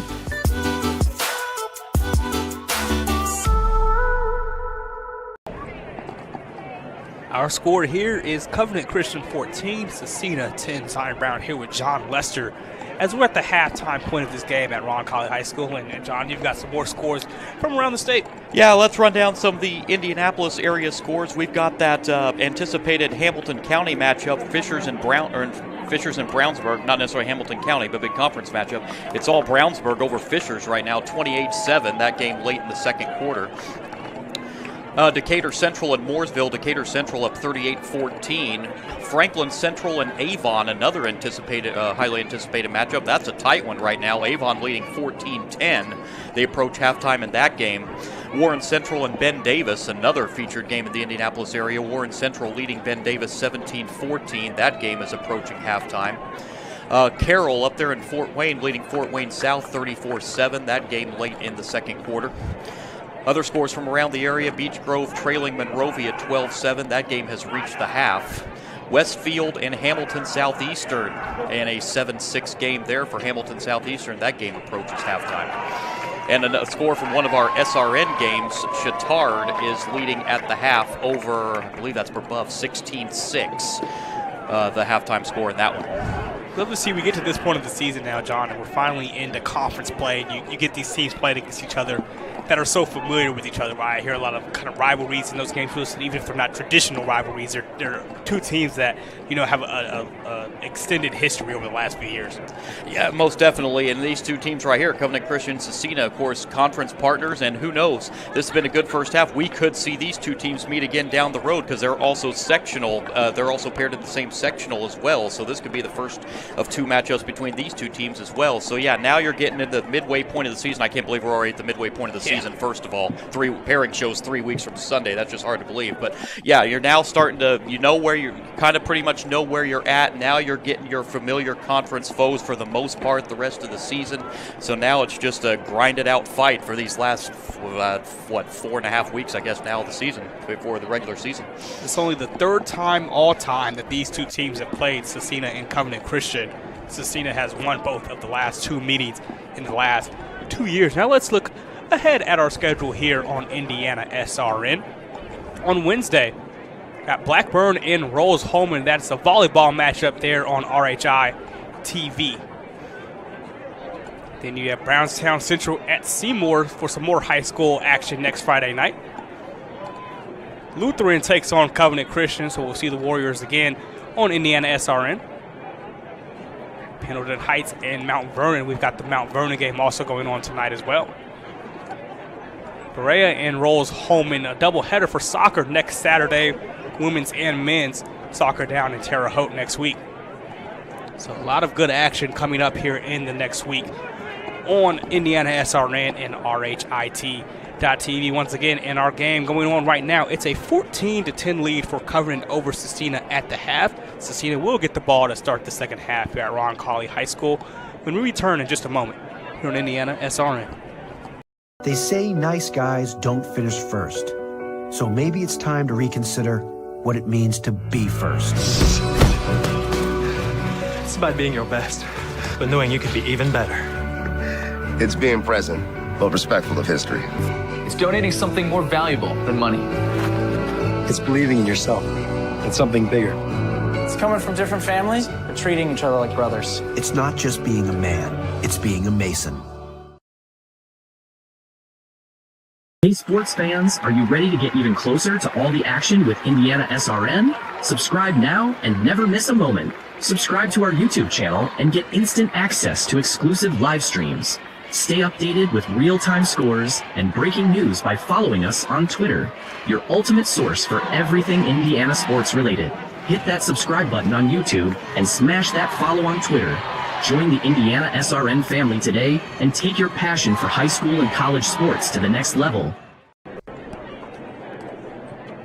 Hey, thanks for joining us tonight. We consider it a privilege to have you as one of our listeners and viewers. If you'd like to see more content just like tonight, just hit the donate button. Every dollar that you donate will go right back into more games right here on Indiana SRN. This means more games for you. It's Indiana SRN, where you always have a front row seat.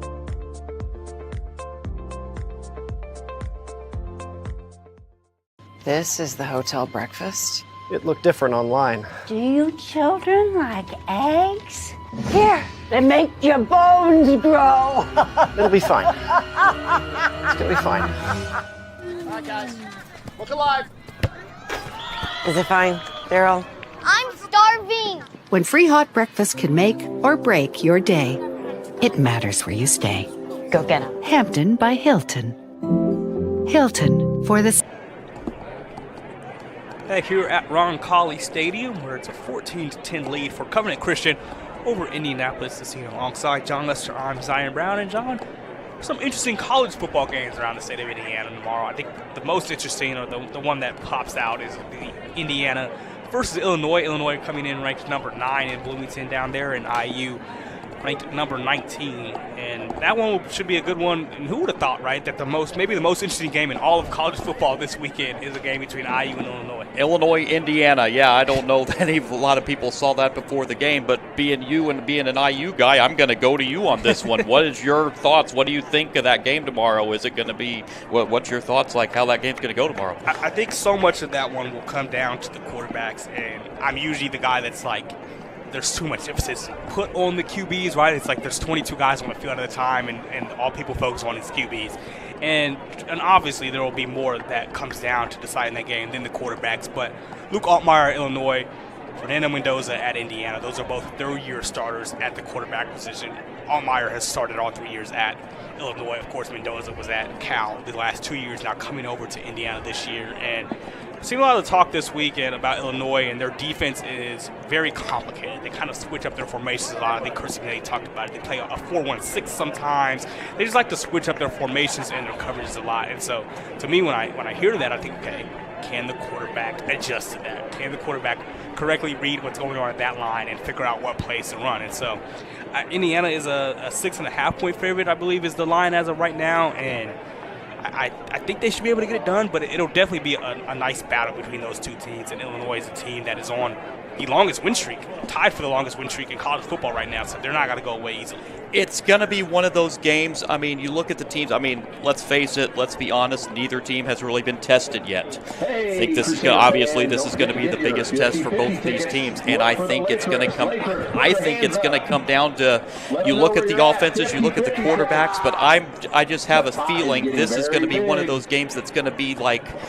It's going to be like 21-20, and I think it's going to be one of those, like, I think a defensive play, whichever is going to be what decides this game. I think there's going to be one big defensive play that's going to come in and decide this game, and I don't know which way it's going to go. I've got a feeling. I don't think I should probably pick since there's a lot of Hoosier guys around here, but I think it's going to be a very, very competitive game, and one I'm looking forward to seeing tomorrow night. The first time that these two teams have met as ranked opponents since 1950. That's hard to believe. They've played each other 75 times, and this is just the second time that they have both been ranked. So that's wild to think about. It just shows kind of how mediocre or even just bad both teams have been throughout certain stretches of history, and they're going to meet tomorrow in a highly anticipated game. Then an in-state game, an in-state rivalry, Purdue and Notre Dame as well. You had Notre Dame, who is still ranked, although they're 0-2, and a Purdue team coming off their first loss last week against USC. I think that's going to be one of those games where I think Notre Dame's going to take their frustration of their 0-2 start out on Purdue tomorrow. Sorry, Purdue fans, if you're watching, but I think Notre Dame's probably going to run away with this one and take their frustrations out on poor Purdue tomorrow. Yeah, I kind of feel you. I think I agree just because of the fact how they lost their two games. It's not as if a lot of people have complained about Notre Dame being ranked still despite being 0-2. And I understand those complaints, but it's not as if they just got embarrassed or run off the field against either of their opponents. They lost to a Miami team we think is good and a Texas A&M team that we think is good by one possession, right? So you look at them and you say, okay, they can just regroup and beat what we assume is a lesser opponent in Purdue, then they should be able to get things done. But who knows, right? This Purdue team looks so much better with Barry Odom, right?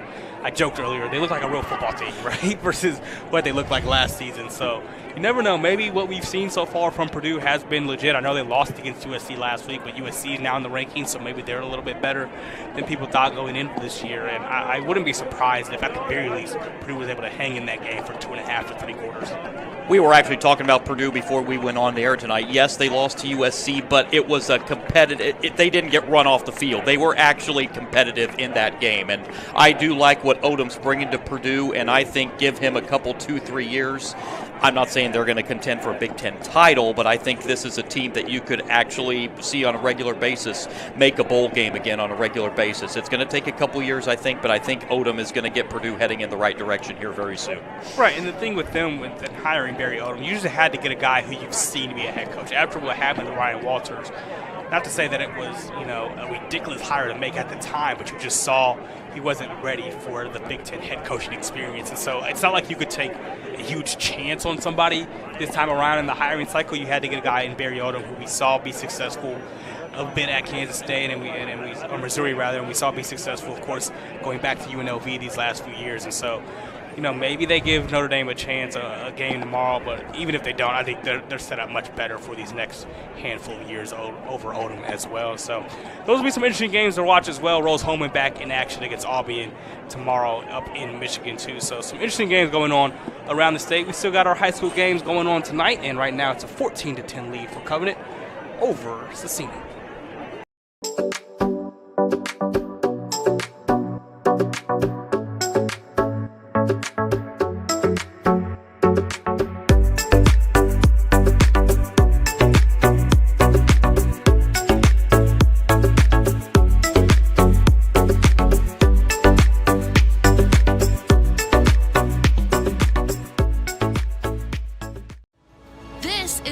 Lifewise Academy. It's a program that teaches Bible-based character education to public school students during school hours. Not before school and not after, but during school hours. So here's how this works. The students will leave this school building, hop on this bus, take a short ride across the street to the church. I can see the steeple from here, have Bible class, hop back on the bus, head back to school. It's that simple. Go to lifewise.org to find your school.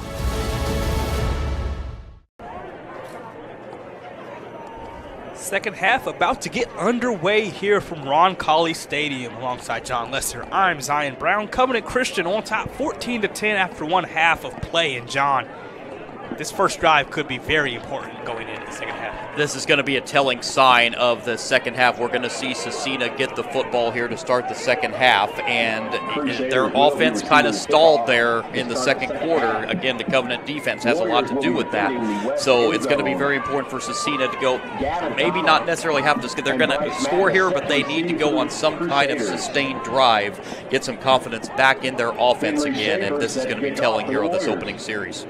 Henry Schaefer to kick it away. John, when you look at the way this game has gone so far and you look at Scecina really needing to score here, what do you think this drive should look like offensively? What type of play call should they look to get down the field? Well, you know, their quarterback, McDonald, just 3 for 12 in the first half. I think somehow they're going to have to try to get him involved back offensively again, so I think you're still going to have to put some of the passing game, and Covenant's done a good job of stopping the Scecina running attack, but I still think you're going to see Montgomery get involved in this first series, but I think somehow you're going to have to get McDonald back in his rhythm again.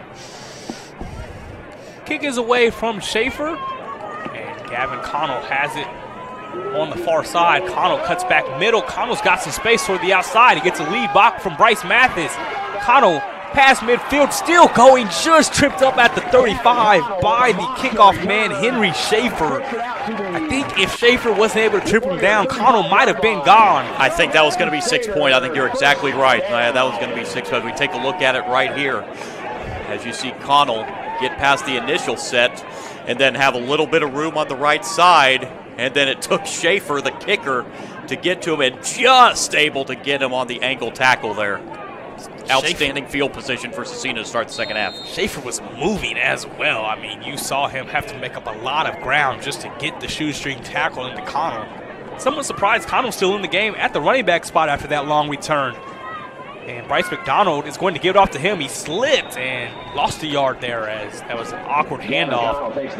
Connell kind of lost his footing and was eventually wrapped up by Reese Tinker. Yeah, got bit by a little bit of the turf monster there on first down, so a 1 yard loss here, but still 2nd and 11 here. Let's see what Scecina does. Let's see if they try to get McDonald back in the passing game. Let's see if they put up a pass here on 2nd down. 2nd and 11 now. Gavin Connell remains the back. We saw Eric Montgomery struggle a bit in that backfield as the running back. So right now they're going with Connell, but he is swallowed up immediately. That's going to be a loss of about 4 yards. As it's Caleb Ferris and Titus Lamonte in on the stop. Well, you saw Covenant was not fooled at all. They could tell exactly what was coming, and they ate up Connell there. And Scecina went the wrong way on their first 2 plays, setting up now a 3rd and long back at the 40. They were down in 15 for Bryce McDonald and company. 2 rushes for a loss of 5 for Gavin Connell to start this drive. After he had the wonderful kick return to get them in this field position. Connell stays in as the back on this 3rd and 15 situation. It's going to be a 3rd and 20 as the receiver is up top. Took off too early. Evan Ballenbacher and Wyatt Campbell got a bit too ahead of themselves. I think the receivers were jumping there because I think they could see Covenant was bringing the blitz again, and I think the receiver was trying to anticipate the snap count, and obviously was incorrect there, and it's their 4th penalty of the game now, and it's back to 3rd and 20, back at the 45. They'll need the 25 to pick up a first down. Maybe they just try to get about 10 here to go for it on 4th and 10 or somewhere around there. Yeah, you know, you don't have to get the full 20, but yeah, you do want to get at least half, like you mentioned, make it a more manageable 4th. McDonald will look to throw toward the right side, has it complete over to Tristan Brown, makes a man miss. Brown gets past the original line of scrimmage, and he'll get all the way up to the 32-yard line. So a gain of 13 on the play. It'll be 4th and 7. So 4th down, should see Scecina go for, and that stops the string of 8 consecutive incompletions for McDonald before that pass play for 13 yards. Hard to believe that, I believe, is the first catch of the game for Brown tonight. Injured today with 24 receptions on the season for over 300 yards. Also had a passing touchdown. Empty set on 4th and 7 for Bryce McDonald. Got to get up to the 25. McDonald going deep down the middle. Has a man open, but overshot Gavin Connell. Incomplete. And it's another turnover on downs for Scecina. Boy, he had Connell wide open down the field, but just a little bit too high for Connell to be able to get there. And I think if that passes right on the dot to Connell, that's going to be 6 points for Scecina. Covenant dodged a bullet right there. Absolutely. Had Connell open, could have hit him in stride for what could have been a 32-yard touchdown instead. Covenant Christian will take over here. At Officially Human, our mission is to restore respect for game officials and recognize them as authorities on the field and court. Do your part, practice good sportsmanship. No officials, no game. So our officials here tonight have done a pretty solid job. Now it'll be Covenant with the ball, 1st and 10 from their own 32. This is a handoff to Tyson Hall. He gets up the left side and continues to plow his feet forward. It'll be a 1st down. He gets all the way up to the 48-yard line, 16 yards as Tyson Hall just dragged defenders on his back for the 1st down. Boy, what looked like was going to be held to about a 3 or 4 yard gain turned into a 16-yard gain. You just see the strength of Hall right there, just dragging his defenders for extra yardage and getting a big pickup on 1st down. Covenant almost to midfield after one play. So 1st and 10 now for the Warriors. Hall stays in that backfield with Schaefer. They send the man Seabree in motion. Schaefer going to take it himself up the right side, looking for some space, and he's going to be dropped right around that line of scrimmage by Bryce Mathis. We've seen that play about 3 times now, the snap to Schaefer and then try to take it himself, but Scecina's really done a great job of bottling him up and not allowing much of anything on that play. No gain here on 1st down. Schaefer, again, if you're just now joining us, the backup quarterback coming in to replace Zeb Cox, who got sacked and went down early in the 1st half. Schaefer has led multiple drives at this point, has a passing touchdown. Usually a receiver/running back for this team, but he's the QB at this point. Gives it off to Hall again, and Hall gets past 50. Hall moving those feet again, now up to the 45, setting up 3rd and short. Well, again, you see Hall with the strength, keeping the pile moving and making it a 3rd and manageable, 3rd and about 3 here for Covenant. Tyson Hall was the recipient of that Henry Schaefer touchdown pass in the 1st half. Again, this Covenant team has scored 14 unanswered to take the lead here. 3rd and 3. Should this just be another give to Hall here? Why not? I mean, you see the strength that Hall has. I think that's probably going to be, although, let's see if that's a direct snap to him. Well, no, it's going to go to Schaefer. Schaefer trying to go up the right side, trying to crave out some room. Got about a yard, but still about 2 short of that 1st down markage. Again, Scecina able to stop Schaefer on that quarterback keeper play, and now on 4th and 2, we'll see how Covenant plays this. Looks like they'll punt. Schaefer is the punter, and he's going to stay out there as his punt unit comes out. So a field position play here for Covenant as Scecina continues to struggle to score, so they're going to just try to pin them back as far as possible. And, you know, this isn't a bad decision, play the field position game, because Scecina really for the last quarter and a half offensively hasn't done much of anything. Covenant's defense has done a great job.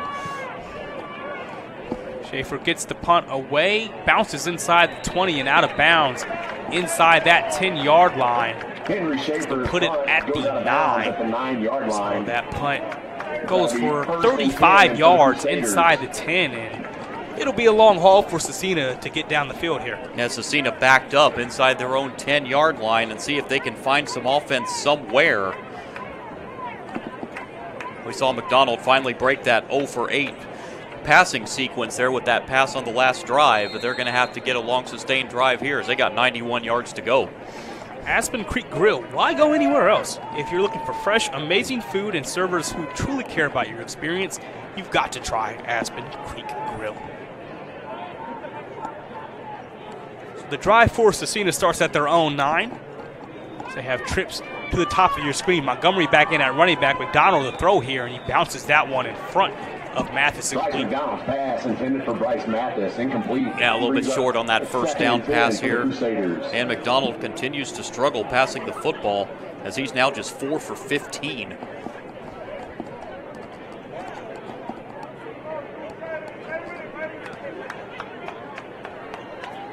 Second down and 10 for McDonald and co.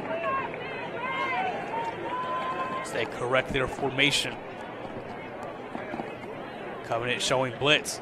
They bring 5, handoff to Montgomery. He's trying to turn forward. Got up to maybe the 10-yard line.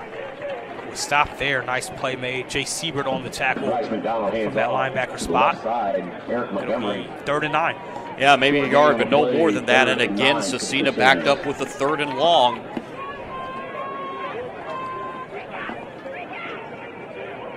Fast-moving third quarter here so far. And John, with the ball kind of this close to your own end zone, I think the number one thing here is to protect it, right? Be safe with it if you're McDonald at that QB spot. Yeah, you don't want to make a mistake like the fumble we saw back in the second quarter. Empty it out for McDonald. The ball goes behind him into the end zone. He scoops it up, still has it running, throws it away, and it's complete to Tristan Brown. Brown will get forward for about 4 yards. It sets up 4th down. But 4th down is the best possible scenario on that play for Scecina. That's about the most impressive 4-yard pass you're ever going to see. This is almost a safety right here. Somehow, McDonald able to keep from falling there as well and just gets rid of it and finds his receiver Brown. But it's still going to be 4th and 5. But it could have been a lot worse for Scecina. So they are able to avoid either a safety or a Covenant touchdown. And Eric Montgomery will punt this away here. That one almost blocked. As that is a great kick, though, all the way inside the 35-yard line.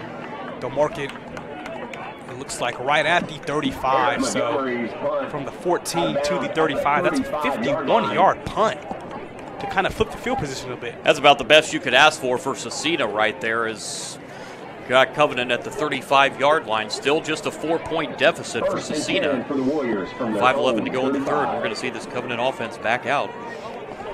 Become an Indiana SRN sponsor today. Support high school and college athletics across Indiana while putting your business in front of thousands of loyal viewers each week. Contact coach at IndianaSRN.org.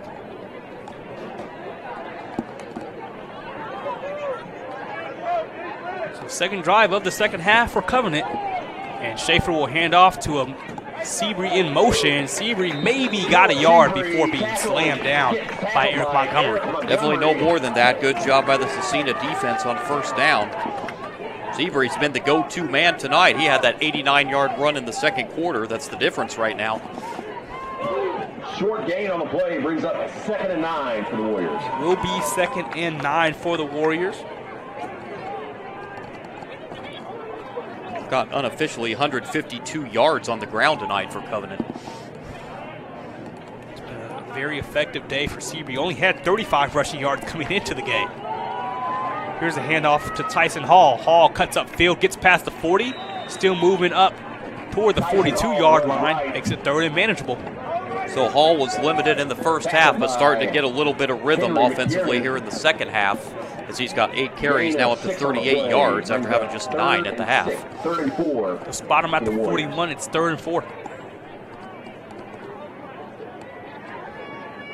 Scecina trying to get off the field and keep this at a 4-point deficit. Covenant, not a team that kicks a lot of field goals, so you assume they're going for a touchdown on each and every drive if they can get in position. But this time it's going to be Schaefer, and he has nowhere to go. Caden Dugan got to him immediately. No gain on the play, and it's 4th down again for Covenant. punt unit coming back out. Yeah, you saw Scecina bringing the blitz there, and Schaefer had absolutely nowhere to go. And the defense once again comes through for Scecina. Turned into a punt battle here in a field position game, John. Yeah, for two defenses that have been struggling throughout the season, the defenses have done excellent tonight and have kept their teams pretty much in the game. Henry Schaefer has the snap go above his head, picks it up, and now he's in trouble. He's going to look to throw here. Schaefer completes the pass behind the line of scrimmage, but he gets past one defender. He's going to get past midfield and pick up the first down. And then the ball fumbled out of bounds, but it'll be a first down for Covenant. That's Carson Mongu who made the reception and got across midfield up to around the 45-yard line. Did we see what we just saw here? Look at this replay way over the head of Schaefer. I thought right here he was just going to try to punt it real quick, but then he found an open receiver and gets to the first down marker. Absolutely incredible drive, a continuer for Covenant right there. And it is indeed a first down for the Warriors, as there's still some discussions going on between the officials.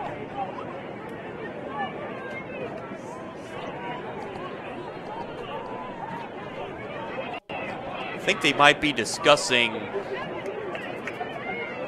the man downfield here, possibly. This is a type of play you rarely see. Like you said, John, when Schaefer picked up the ball, I thought he was going to try to get his foot to it and just still salvage something with the punt. Instead, he picked it up and looked downfield for a receiver. And this officiating crew, despite whatever experience they may have, I'm not sure they have really seen something like this. That's not a rule that you regularly go to in the rule book. So like I said, they may be a little unfamiliar, as am I actually on that. We get the call here. Let's see what our crew chief has to say. No flag is out, which would lead me to assume this is going to remain a first down for Covenant. It will. They're going to keep the play, so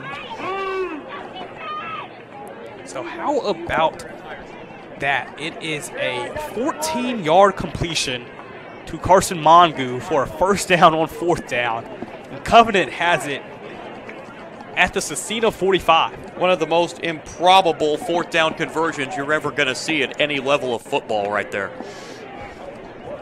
I mean, Schaefer was all the way, inside his 15-yard line? Yeah, I think he threw it around the 17 or 18, I think. Yeah. It's NC in motion. Schaefer takes the snap. It's going to be a give off to Hall. Hall trying to spin inside, but has nowhere to go. Eric Montgomery brought him down behind the line of scrimmage. Yeah, nothing doing for Hall that time. Looks like it's going to be about a 2-yard loss on first down. For the Warriors. Get another look at this play. Schaefer, there you see it, all the way inside the 10. He's back at the 7-yard line at one point. Threw the ball from around the 15. And amazingly was able to find his receiver. And then Mongu, who had the ball spurred out of bounds. What a ridiculous play all around. And now that sets up what is now a 2nd and 13 for Covenant. Just to give to Tyson Hall again.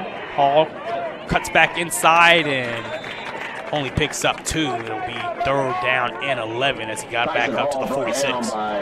So a 3rd and long situation here for Covenant. We'll see if we see Schaefer put the ball in the air. This might be one where you're going to have to, if you're Schaefer, you may have to put the ball in the air here on 3rd down.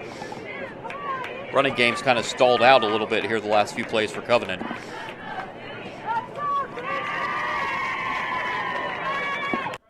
Third and 11 for the Warriors. Seabree in motion again.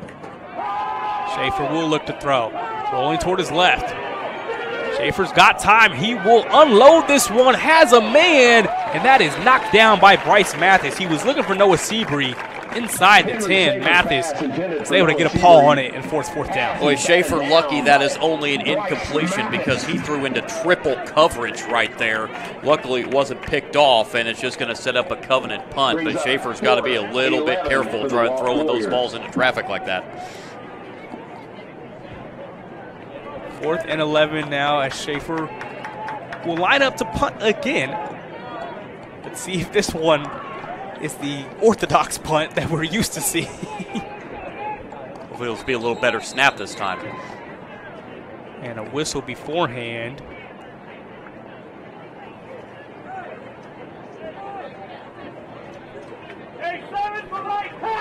Got a flag out there.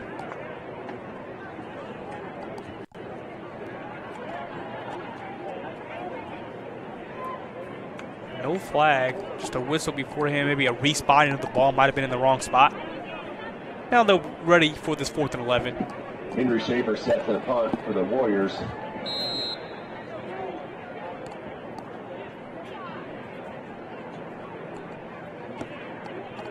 Schaefer takes the snap, almost had that one blocked, but got it away. As it bounces at the 20, it takes a Scecina bounce. Covenant needs to get onto it, and they finally do pick it up around the Scecina 23-yard line. So Scecina, after all that, still gets the ball back, and they'll start this drive from their own 23. For over 131 years, Wheeler Mission has been a pillar of the Indianapolis community, providing help, hope, and healing to people in need. Can you volunteer today? Call 317-686-6233. Well, after all we saw on that Covenant on that last drive, Scecina, thankfully for them, came out unscathed here out and still trailing by just 4. But they're backed up inside their own 25 again to start this next drive. And one thing you can say about Scecina, they've had a lot of real time back on that bench. It looks like they've made a quarterback change. This is Levi Moran to take this snap. Moran's going right off the direct snap, and he gets across the 30, picking up about 8 or 9 there. So a change here at the QB spot. That's not Bryce McDonald. That's the backup Moran. 9-yard gain. His first carry goes for 9 yards. Well, McDonald has been struggling throwing the football tonight, so Coach Harris making a change here, going with Moran. See what he can bring here to the table. Moran, the freshman QB, in now for the junior McDonald. As we approach less than a minute to play now in this third quarter. 2nd and 1 for Scecina. Moran is going to take it himself again. He'll pick up the first down and get some more. Across the 40, ball is free, and it rolls out of bounds at the 43. And Moran a little slow getting up. But he's back on his feet after that fumble. It is a first down for Scecina. Moran, though, coaching staff making sure that he's okay and that he doesn't need to come out. Yeah, Moran took a pretty good shot there at the end of that, but he is getting back up and back into the huddle for Scecina. Clock continues to run here. It's the first down up at the 40-yard line for the Crusaders. Unless a score happens here, this is going to be a scoreless third quarter we have. Moran takes the snap. He's going to run right again. This time he is swallowed up by Reese Tinker. And that is how the third quarter will end. 14-10 Covenant after 3 quarters of action here from Long College.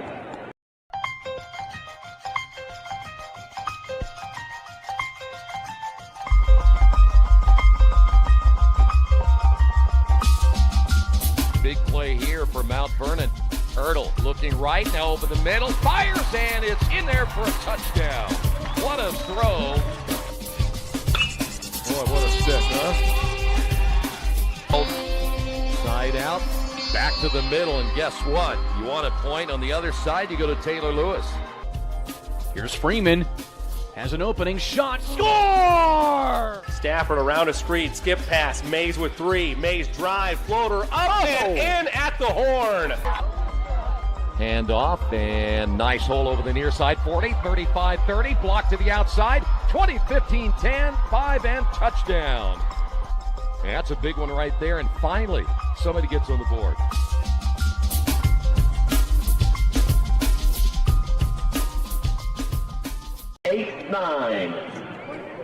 Fourth quarter action begins with a 2nd down and 14 for Scecina, as they have a new quarterback in on this drive. Levi Moran playing quarterback now in place of Bryce McDonald. Alongside John Lester, I'm Zion Brown here from Bob Tolley Field at Roncalli Stadium. And this has been such a game of up and downs, John. We saw a little bit of everything in that third quarter, everything except points. That was a scoreless third quarter, but what an exciting third quarter it was. Moran will take the snap to start the 4th. Handoff here to Gavin Connell. Connell's going nowhere either, so back-to-back plays where Covenant has come up with the stop defensively. That's Jay Siebert and Titus Lamonte in on the stop. Where there has just been nothing in the running game tonight for Scecina. Covenant has really focused their defense on that running game for Scecina and has just held it down tonight. And now you got a 3rd and long situation, 3rd and about 15. And now they'll bring in McDonald for this obvious passing down. So we saw them run with 3 straight run plays with Moran. Maybe they just like him more for those running opportunities. And now with 3rd and 15, here is McDonald in the empty backfield. Blitz coming for Covenant. McDonald steps up, fires, delivers to Gavin Connell across midfield for a 1st down all the way up to the Covenant 42-yard line. That time, Covenant was bringing the blitz, but Scecina's line was able to get the blockers for McDonald to give him time to find his receiver. As we look at it right here, great blocking on the offensive line, giving McDonald time to find his receiver. And Scecina, for the first time in the second half, has driven the ball onto the plus side of the field. John, that looked eerily similar to the play where we saw McDonald miss Connell on the 4th down the last time Scecina had the ball, and that play very well could have been a touchdown. This one wouldn't have gone all the distance as we saw, but he was able to hit him and get the 1st down. And Fine was able to find his man, and you keep the chains moving and the drive alive. Here's going to be a flip over to Tristan Brown. Brown trying to get around the edge, not much space to work with. I think he lost the yard there, back to the 44. Nice pursuit that time by Carson Mongo. Yeah, nothing doing. The fact he may have lost a yard on that 1st down, back to the 44-yard line. It is indeed 2nd and 11 now for Scecina. If you're just now joining us, Scecina scored the first 10 points of this game, but a pair of Covenant touchdowns gave them the lead at halftime, and neither team was able to put points up on the board in the 3rd quarter. Poor snap. McDonald had to chase it down. Now he's off and running up the left side, trying to carve out some room, and got around the line of scrimmage, but not much more. Brought down out of bounds. And nothing doing on 2nd down for McDonald, and now it'll be a 3rd and long situation for Scecina once again.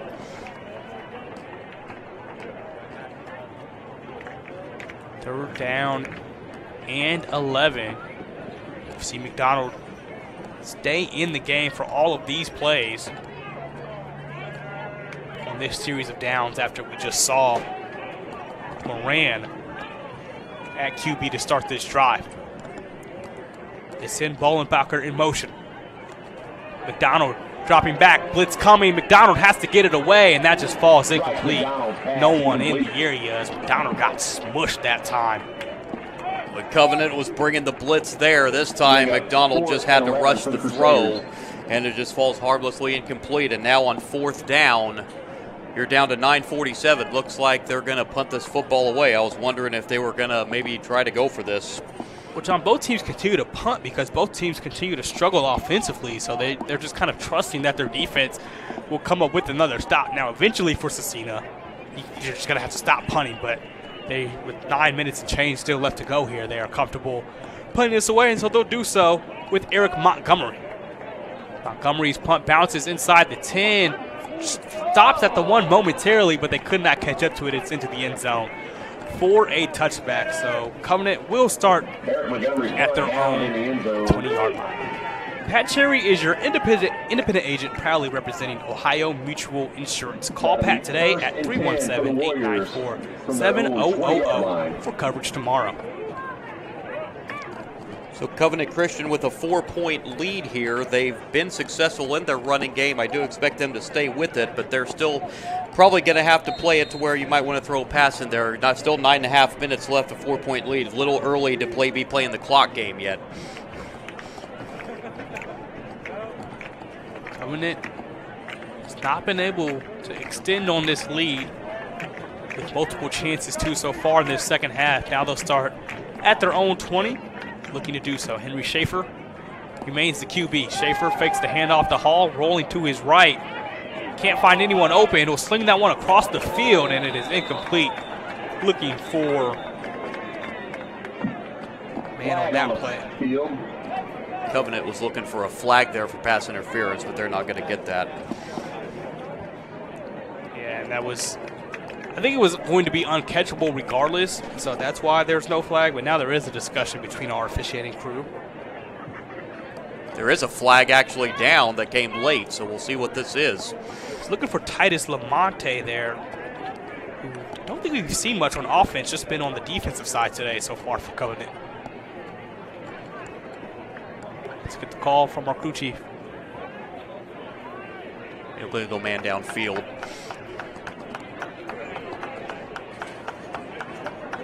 So it's a illegal man downfield and a holding, so multiple offensive linemen charged with flags there, and so the holding is the one that is accepted. It's the 10-yard penalty versus the 5-yard illegal man penalty. It'll be 1st and 20 now for Covenant. That's the 7th penalty of the game for Covenant. Just their first in the second half, though. They have toned that down here in the second half. Been a lot cleaner second half. Both teams have just been whistled for 1 penalty here in the second half after we had 10 combined in the first half. I think on the illegal man downfield, there's a chance one of those linemen thought that Schaefer was just already taking off to run rather than he stayed behind that line of scrimmage and decided to pass kind of late. Nevertheless, the holding would have made this 1st and 20 regardless. Let's see what Covenant does now from their own 10. Schaefer will keep it himself going left. Charging forward, but won't have much room to run that time. Maybe got 2 yards. He was wrapped up on the play by Isaiah Miles. Again, not much on the running game there. Scecina with the answer again. Scecina, you know, is sensing a 3 and out here at forced Covenant to have to punt from deep in their own territory. They can get good field position here as we got 9 minutes in counting. 2nd and 17 from the 13. Covenant may try to drain this clock a little bit, but still a lot of time left. Schaefer will look to throw. There is a flag on the snap.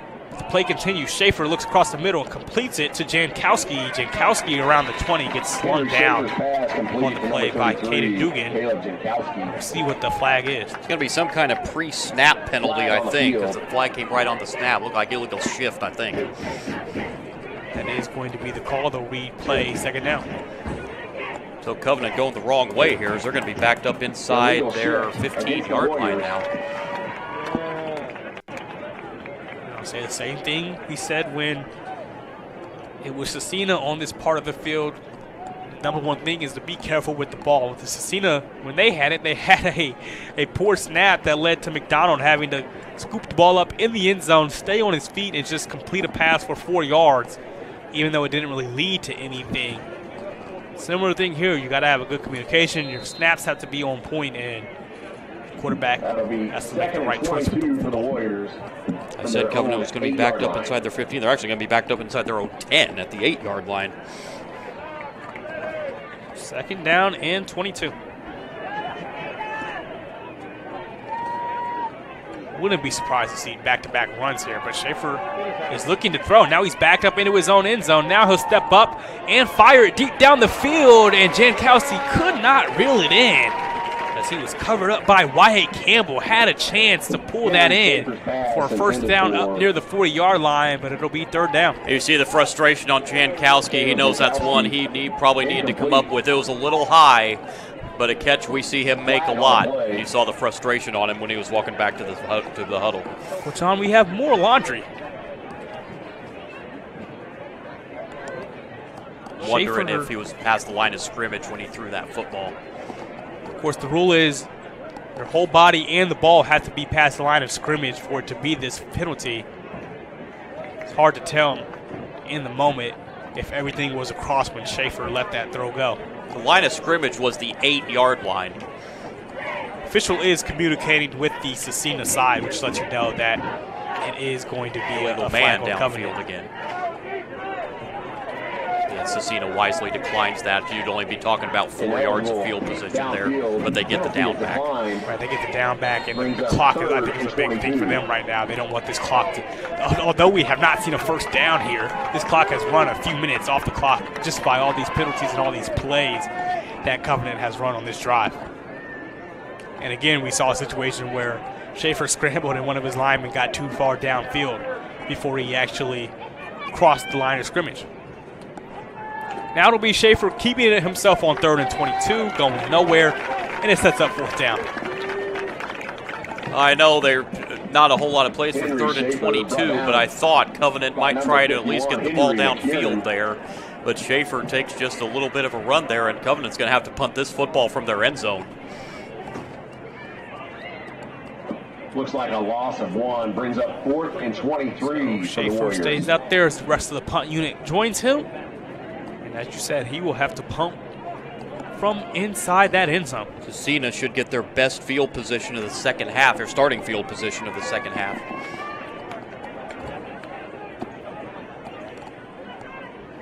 We've already seen a poor snap once, and this one bounces in front of Schaefer. Schaefer kicks it from the ground and out of bounds right at the 3-yard line. That is a flag. You can't do that, I don't believe so. You see the penalty marker come out. This might end up being a safety. I was getting ready to say, since it was in the end zone, this could very well be 2 points for Scecina. Like I said, we saw the last punt, or I guess the second to last time they lined up to punt. The snap went above Schaefer's head, and he ended up completing a pass for a 1st down after picking it up. This time, the snap never really gets in the air, and Schaefer tried to kick it from the end zone. So we'll wait for the call. And it will be a safety. So 2 points go Scecina's way. Their first points since the first quarter come on a safety on an illegal punt. And it is 14-12 as Covenant will have to kick it away to Scecina here in just a moment.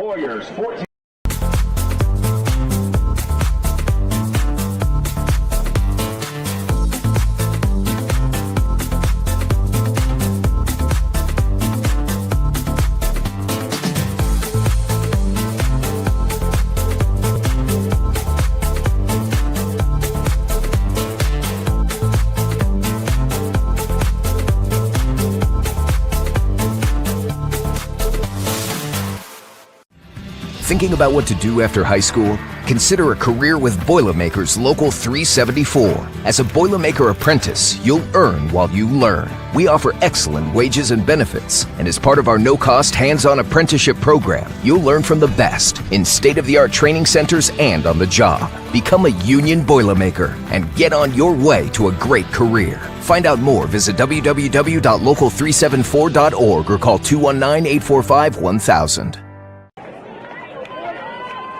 After the illegal kick penalty that was in the end zone for a safety, Scecina is set to get the ball back, trailing by 2 with 7:20 left to play in this 4th quarter. John, that was wild. We have seen some wild things tonight, that is for sure. Schaefer kicks this one away, fielded at the 30 by Gavin Connell. So he gets up across the 50 and around the 48-yard line, as that's actually Caden Dugan, mind you. Here's a look at that punt again, or what was attempting to be a punt. Another bad snap, and you have to at least try to punt the football. You can't just kick it from the ground like that. That's why the illegal kick was called. And since it was in the end zone, that's why the 2 points for Scecina. And now Scecina goes on offense. A field goal could possibly win this game now. Scecina has only kicked 2 field goals this year. Owen Weinzierl has made both of them. One of those came earlier in this game, a 25-yarder. As they put Bryce McDonald in at QB. Hand off here to Eric Montgomery. He evades one defender and gets across the 45, fighting down toward the 43-yard line. Good pickup there for Montgomery on 1st down, picking up about 5 yards. That was one of his better carries of the night. He has been shut down by the Covenant defense tonight. So that makes it now 2nd down and 4. Let's go, Crusader fans. Let's make some noise. Team trying to go back on top after giving up the lead in the first half in that 2nd quarter. They're looking to get it back here following the safety. Montgomery remains in the backfield with McDonald. It's going to be a give to Montgomery. He'll get the 1st down, still going toward the 35-yard line. Bulldozing in to make the stop is Tyson Hall, but it's a 1st down. That's a Crusader. And Covenant player is down on the field. 14-12 is the lead for Covenant. 6:21 left to go in this fourth quarter. We'll take a break here on Indiana SRN. Hello and welcome to Game Day. My name is Keith Myers. I'm the Vice President of Indiana SRN. We're glad that you joined us today. If you'd like to see more content just like tonight, just hit the donate button. Every dollar that you donate will go right back into more games right here on Indiana SRN, which means more games for you. It's Indiana SRN, where you always have a front row seat. Your business depends on quality, efficiency, and reliability. At Reynolds Farm Equipment, we help you stay ahead with John Deere commercial mowers built for performance. Whether you're maintaining parks, businesses, or neighborhood lawns, you need equipment that works as hard as you do. With expert service, flexible financing, and the best lineup of mowers in the industry, Reynolds keeps your operation running strong. Reynolds Farm Equipment, your local John Deere dealer since 1955. Back here after the injury timeout. Scecina has the ball. It'll be a first down after the strong run by Eric Montgomery. Grant Kritzer just exited the field for Covenant Christian. Hopefully that he is all right. It's first down and 10 now for Scecina. At the Covenant 36-yard line as they're looking to take the lead. Yeah, 36 yards away from their first touchdown in the second half and retaking the lead. We're down nearing 6 minutes. They fake the give to Montgomery this time, completed across the middle to Mathis. Mathis going inside the 20 now. Mathis inside the 10. He's gone. 36-yard strike from Bryce McDonald to Bryce Mathis, his second touchdown of the game, and Scecina is back in front. Boy, a great answer there after the safety and getting the ball back, and you see it right here. A perfect pass to Mathis as they hook up for the second time tonight on a touchdown strike. This one goes for 36, and Scecina back in front. Now you figure they're going to go for 2 here. That would try to push the lead to 6. I think they originally lined up their field goal unit before the staff completely realized that they should go for 2 here. So you see McDonald trotting back onto the field. Now they prepare for this 2-point conversion. 8 on the play clock before they even break the huddle. 2 receivers on each side.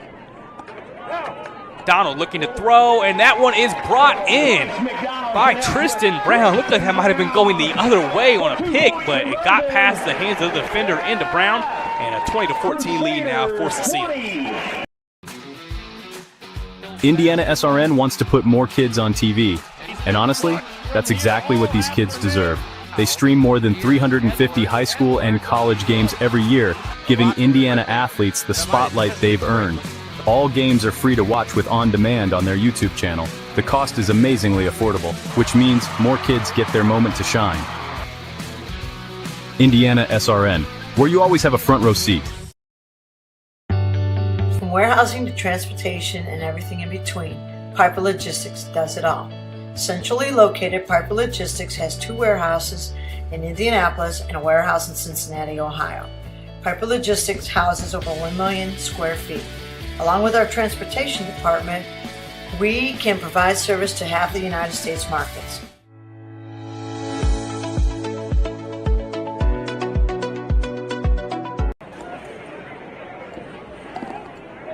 Back here where Scecina leads 20-14 after a 36-yard touchdown. We see it again. Bryce Mathis from Bryce McDonald. Yeah, great job there finding his receiver Mathis, and that's the 3rd time they've hooked up tonight. Twice has seen the hookup go for touchdowns, and Scecina has the lead back, their first lead of the second half. Tremendous run after the catch by Mathis, just taking that slant all the way to the house. Now Scecina back in control of this one. Covenant has not scored in the second half. Less than 6 minutes to play, they'll need a score here. Turn deep inside their own 10, now going to pass midfield and all the way up to the 49. Great return that time by Covenant, as they'll be in good field position, but there is a flag down on the field. That was Liam Yardy. 49-yard line brought down by great kick return, but we'll see what this flag is. flag on the play. It was around the 50, so not, at the very least, if this is on Covenant, it's not early in the return when you go to those spot fouls, but it still could bring them back a little bit here. Just block in the back. Penalty is block in the back against the Warriors. As you take a look at this good kickoff return, it's going to come back a little bit with the illegal block. But a great job here. Give Covenant a chance. Well, they rallied from a 10-point deficit in the first half. Do they have one more answer in them on offense? Let's see where they spot this now for Covenant after the flag. Looks like it's going to be around the 39-yard line.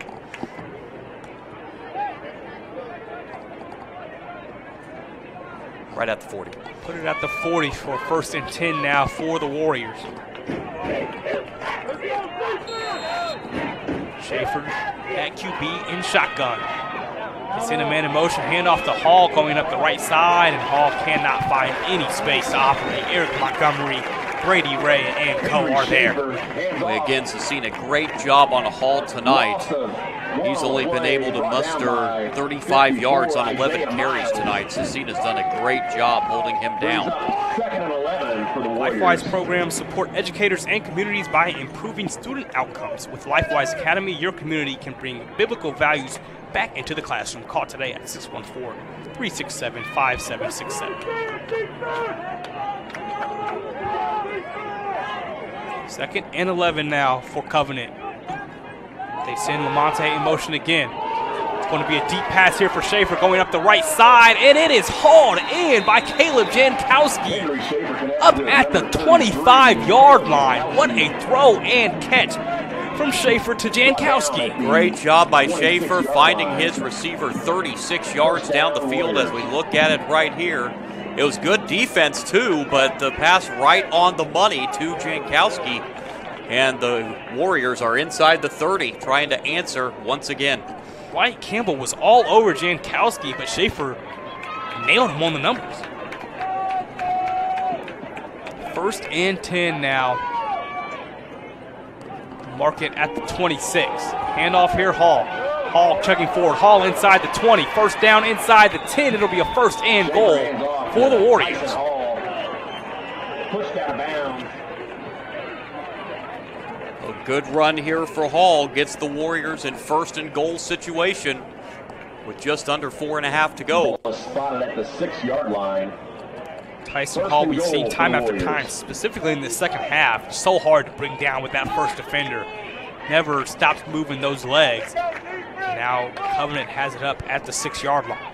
His best gain of the night, and the Warriors 6 yards away from a game-tying score.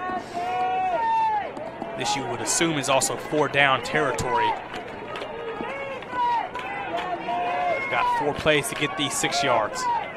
Seary in the backfield next to Schaefer. Schaefer going left, trying to push forward. Got about a yard, but got stopped right at the 5. Again, that play has really not produced anything tonight. Scecina's had a stop for that almost each and every time. No gain here on 1st down. We're going to go under 4 minutes here. Yeah, they didn't even give him the 5-yard line, so like you said, no gain. 2nd and goal now from the 6. Covenant wants to score here, but they want to score and not leave Scecina as much time as possible, although Scecina does have still all 3 timeouts, so that's not even really an issue. Move around the formation for Schaefer. Schaefer will look to go left again. This time he chugs forward, gets inside around the 3-yard line. He'll be stopped there. Brought down by the right gang side of of the Crusaders defenders, defense. including Brady Ray, in on it for Scecina. So got half of what he needed there, so Covenant about 3 yards away now. They only gave him 2, so he's still back at the 4-yard line for 3rd and goal. John, I think you can't be, with the way that Schaefer has played, I don't think Covenant should be necessarily afraid to put this ball in the air if they need to. No, absolutely not. No, the passing game's actually been pretty productive in this game tonight. More so than the rushing game. Let's see what they draw up on 3rd and goal. Schaefer will look to throw here. Going to his right, and he overshoots his man, Hall, out of the backfield. And that'll bring up 4th down. Had Hall there, but just a little bit too much on that pass, and now 4th down, and for the biggest play of the football game coming up right here, 4th and goal. Covenant 4 yards away from the end zone and tying up this game. Scecina looking to hold strong and get the stop. Let's go, Crusader fans. Make some noise. Mason Hall for the time being in the backfield next to Schaefer. They send Seabree in motion. Schaefer looking to throw again. Schaefer looking, and he bounces that one in the dirt. Nowhere near a receiver.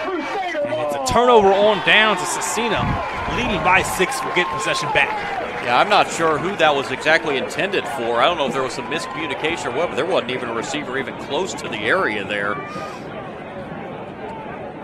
Scecina is starting inside their 5-yard line, so Covenant defense needing one more stop here as we look at this again on the 4th down stop. I would have to believe that was supposed to be towards Seabree, but you had Seabree and Titus Lamonte both out there in that flat.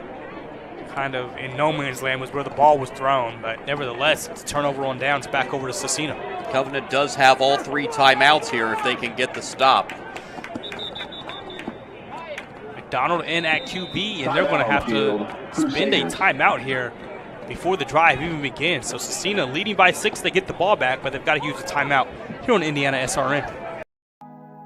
Did you know, according to the National Federation of High Schools, 80% of new officials quit the game after just 2 seasons because of abusive behavior from the stands and sidelines?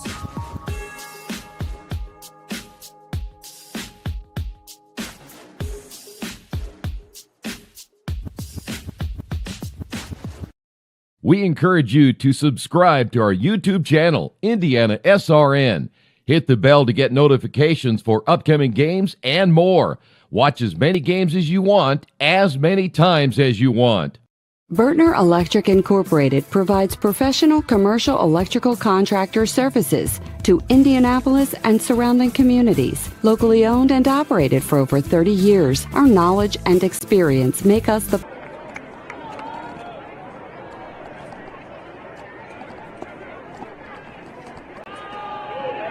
Scecina takes over here, 1st down inside their own 5-yard line, and botched play.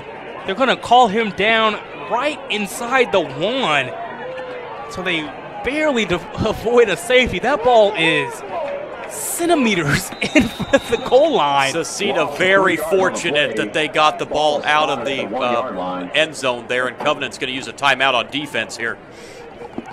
We'll keep it here, 2:37 left to go. And man, oh man, that ball almost went right back to Covenant. We're this close from a 16-20 game, and even still, they're still 2nd down here. There's a good chance Covenant can still get into that backfield. And even if Scecina does give up the 2 points here, it's not necessarily the worst case scenario, because Covenant would still need a touchdown, because you'd still be in that 4-point, still be in a 4-point, although if you do give up the safety, a touchdown would beat you instead of just tie you. So there's not much further back Scecina can go right here. That's about as close as I've ever seen a ball spotted toward a goal line, right? Like that, it doesn't get much closer than that. But it is not yet ruled a safety, and now an official called a timeout here. Our crew chief trying to sort something out. At Morales Group Staffing, they're in business to create a better future for you, your family, and the community we share. Whether you're looking for the right career or the perfect candidate, we're here to help. Call today at 317-472-7600. It's like having a discussion with the coach on the sideline here.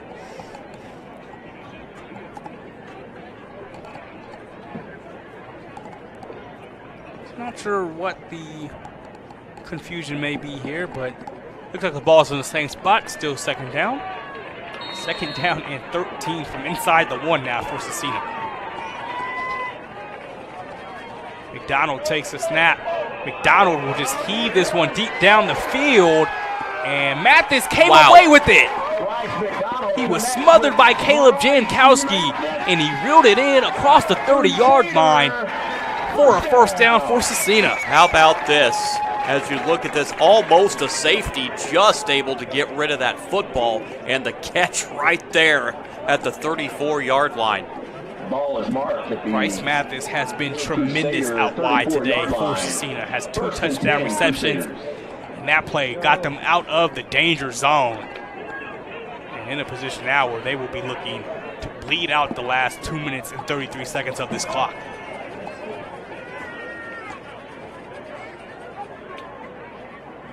Low snap to McDonald. He's going to have to keep it himself, and he's going to lose a few yards here. Second down. Bubble snap in the back. And Covenant's going to use their second timeout on defense here.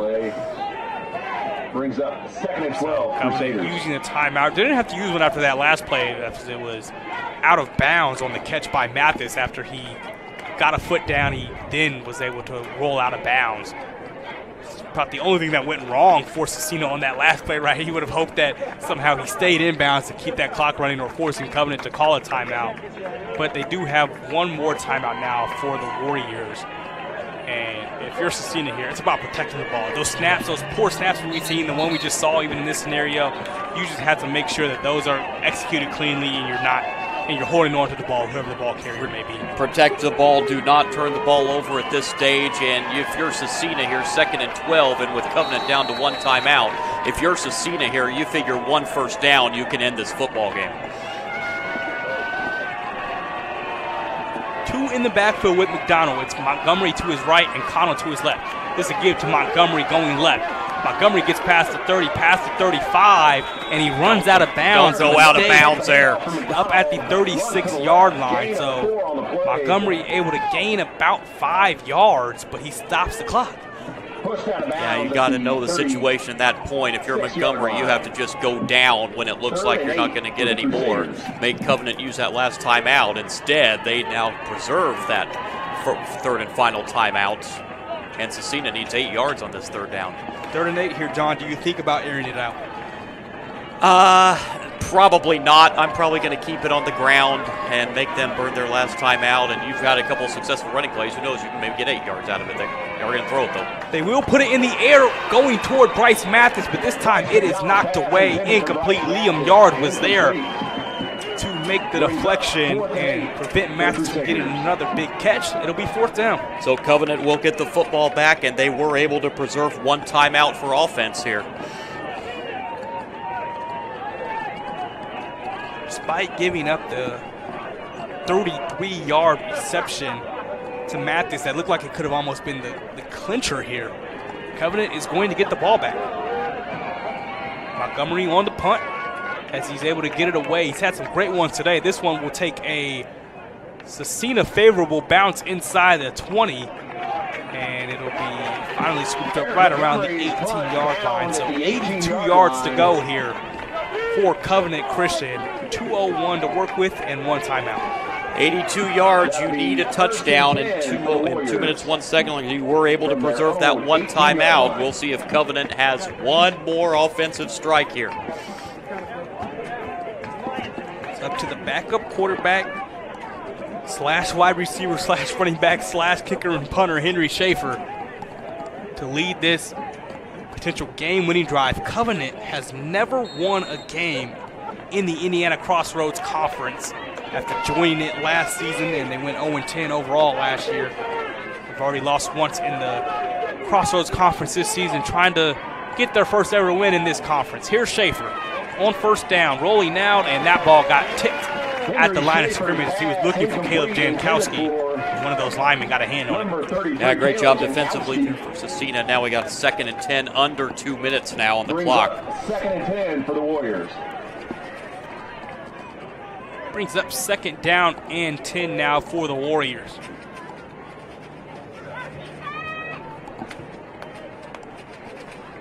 Plenty of time here. You don't need to get all 10 here. You just need to get a nice positive play here. Do not take a sack. The last thing they need is take a sack here. Here's Schaefer dropping back, pressure coming, and it's picked off. Intercepted on the play by Isaiah Miles, and that should just about seal it for Scecina. Underthrew his receiver again, and right there for Scecina for the easy interception, and here's what could be the game-sealing play right here. Again, just an underthrow of the receiver. And Scecina with the pick, and looks like they may be headed to win number 3 on the season.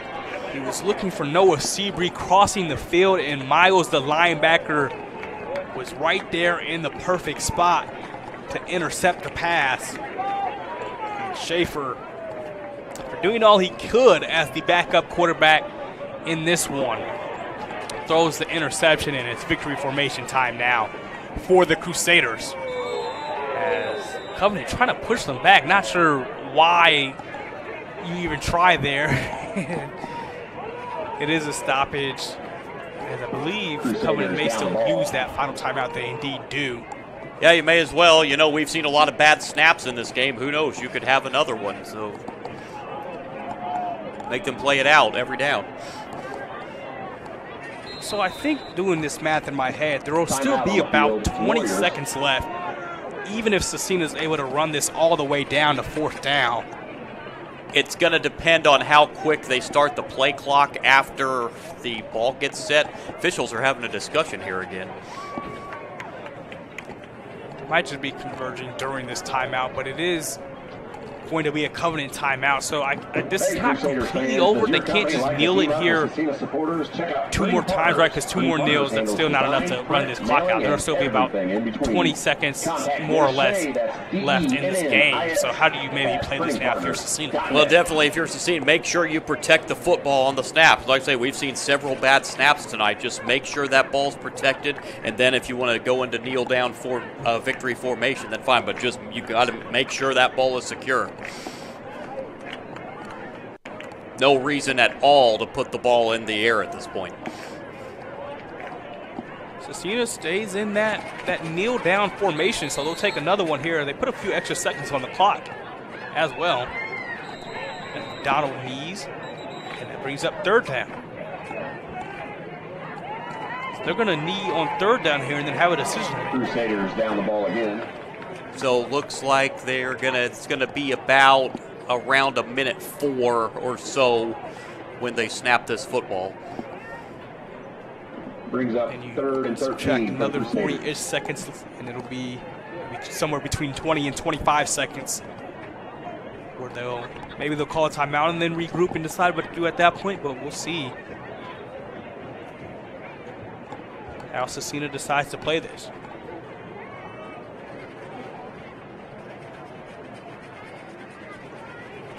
McDonald takes another knee. McDonald kneels the ball down. So if the play clock starts now, you're going to have Scecina is going to have to run something here. 14 for the Crusaders. Or like you said, their most likely situation, take it all the way down, take a timeout. Curious to see what Dan Harris and his staff have in mind for the Crusaders. And they are going to just let this tick down and call their 2nd timeout. Once again, it was Isaiah Miles getting the interception that led to this moment. So 18 seconds, so you're not going to be able to just take a knee, or you're not going to be, I don't think you're going to be able to run around for 18 seconds. So they're probably actually going to have to run some kind of play here. Do you consider punting here and just trying to pin them inside the 10, inside the 5? I mean, it's possible. You could take off some more clock that way. You're not going to gain much field position-wise, but I don't know at this point. It's possible. You could see a punt here. The 2 most important things here are the clock and the football, right? Possessing the football, not turning it over or having some sort of silly play that goes the other direction. Field position still has some importance, but it'll be under 15 seconds left if Covenant touches the ball again. So let's see. They line up in the shotgun. Like you said, I think this is too much time to try to run around with it and just throw it up like we see done every now and then. But now McDonald is in the shotgun, and they're going to run a play. He takes the snap, and he's just going to throw this ball up, a jump ball, toward the end zone, and Bryce Mathis has it for his 3rd touchdown of the night. That's definitely your exclamation point now. A 4th down conversion on 4th and 15. And Mathis from McDonald for the 3rd time tonight to put an exclamation point on a Scecina win. Here it is. From 24 yards out, Mathis was able to get it through 2 defenders. And Scecina is going to go to 3-2 and snap their 2-game losing streak. Covenant on track to fall to 1-4. So 3 touchdown receptions on his 5 total receptions. That's a pretty good night. So the extra point is through, and it is going to be Scecina taking this one home. 11 seconds left. They'll have to take it away here, but I don't know. I've never seen a 12-point comeback in 11 seconds. No, I don't think we've seen some comebacks, and like the Buffalo comeback against Baltimore last Sunday night. But this would be the more miraculous of miraculous in 11 seconds if we see one. So 27-14 lead now for Scecina, and they are on track to pull this one out. What a gutsy play call! We're not going to try to run around and throw it up. We're not going to punt, anything like that. They said, you know what? Bryce Mathis has done so much for us today. Let's just throw it up to him, and he came through. I like the play. That's one of those plays where you have nothing to lose. Worst case scenario, it falls incomplete, and Covenant would have to go 76 yards in 11 seconds, no time. I love the play call, and it was executed into double coverage to complete that. It was just executed perfectly. It'll be Owen Weinzierl to kick it away here.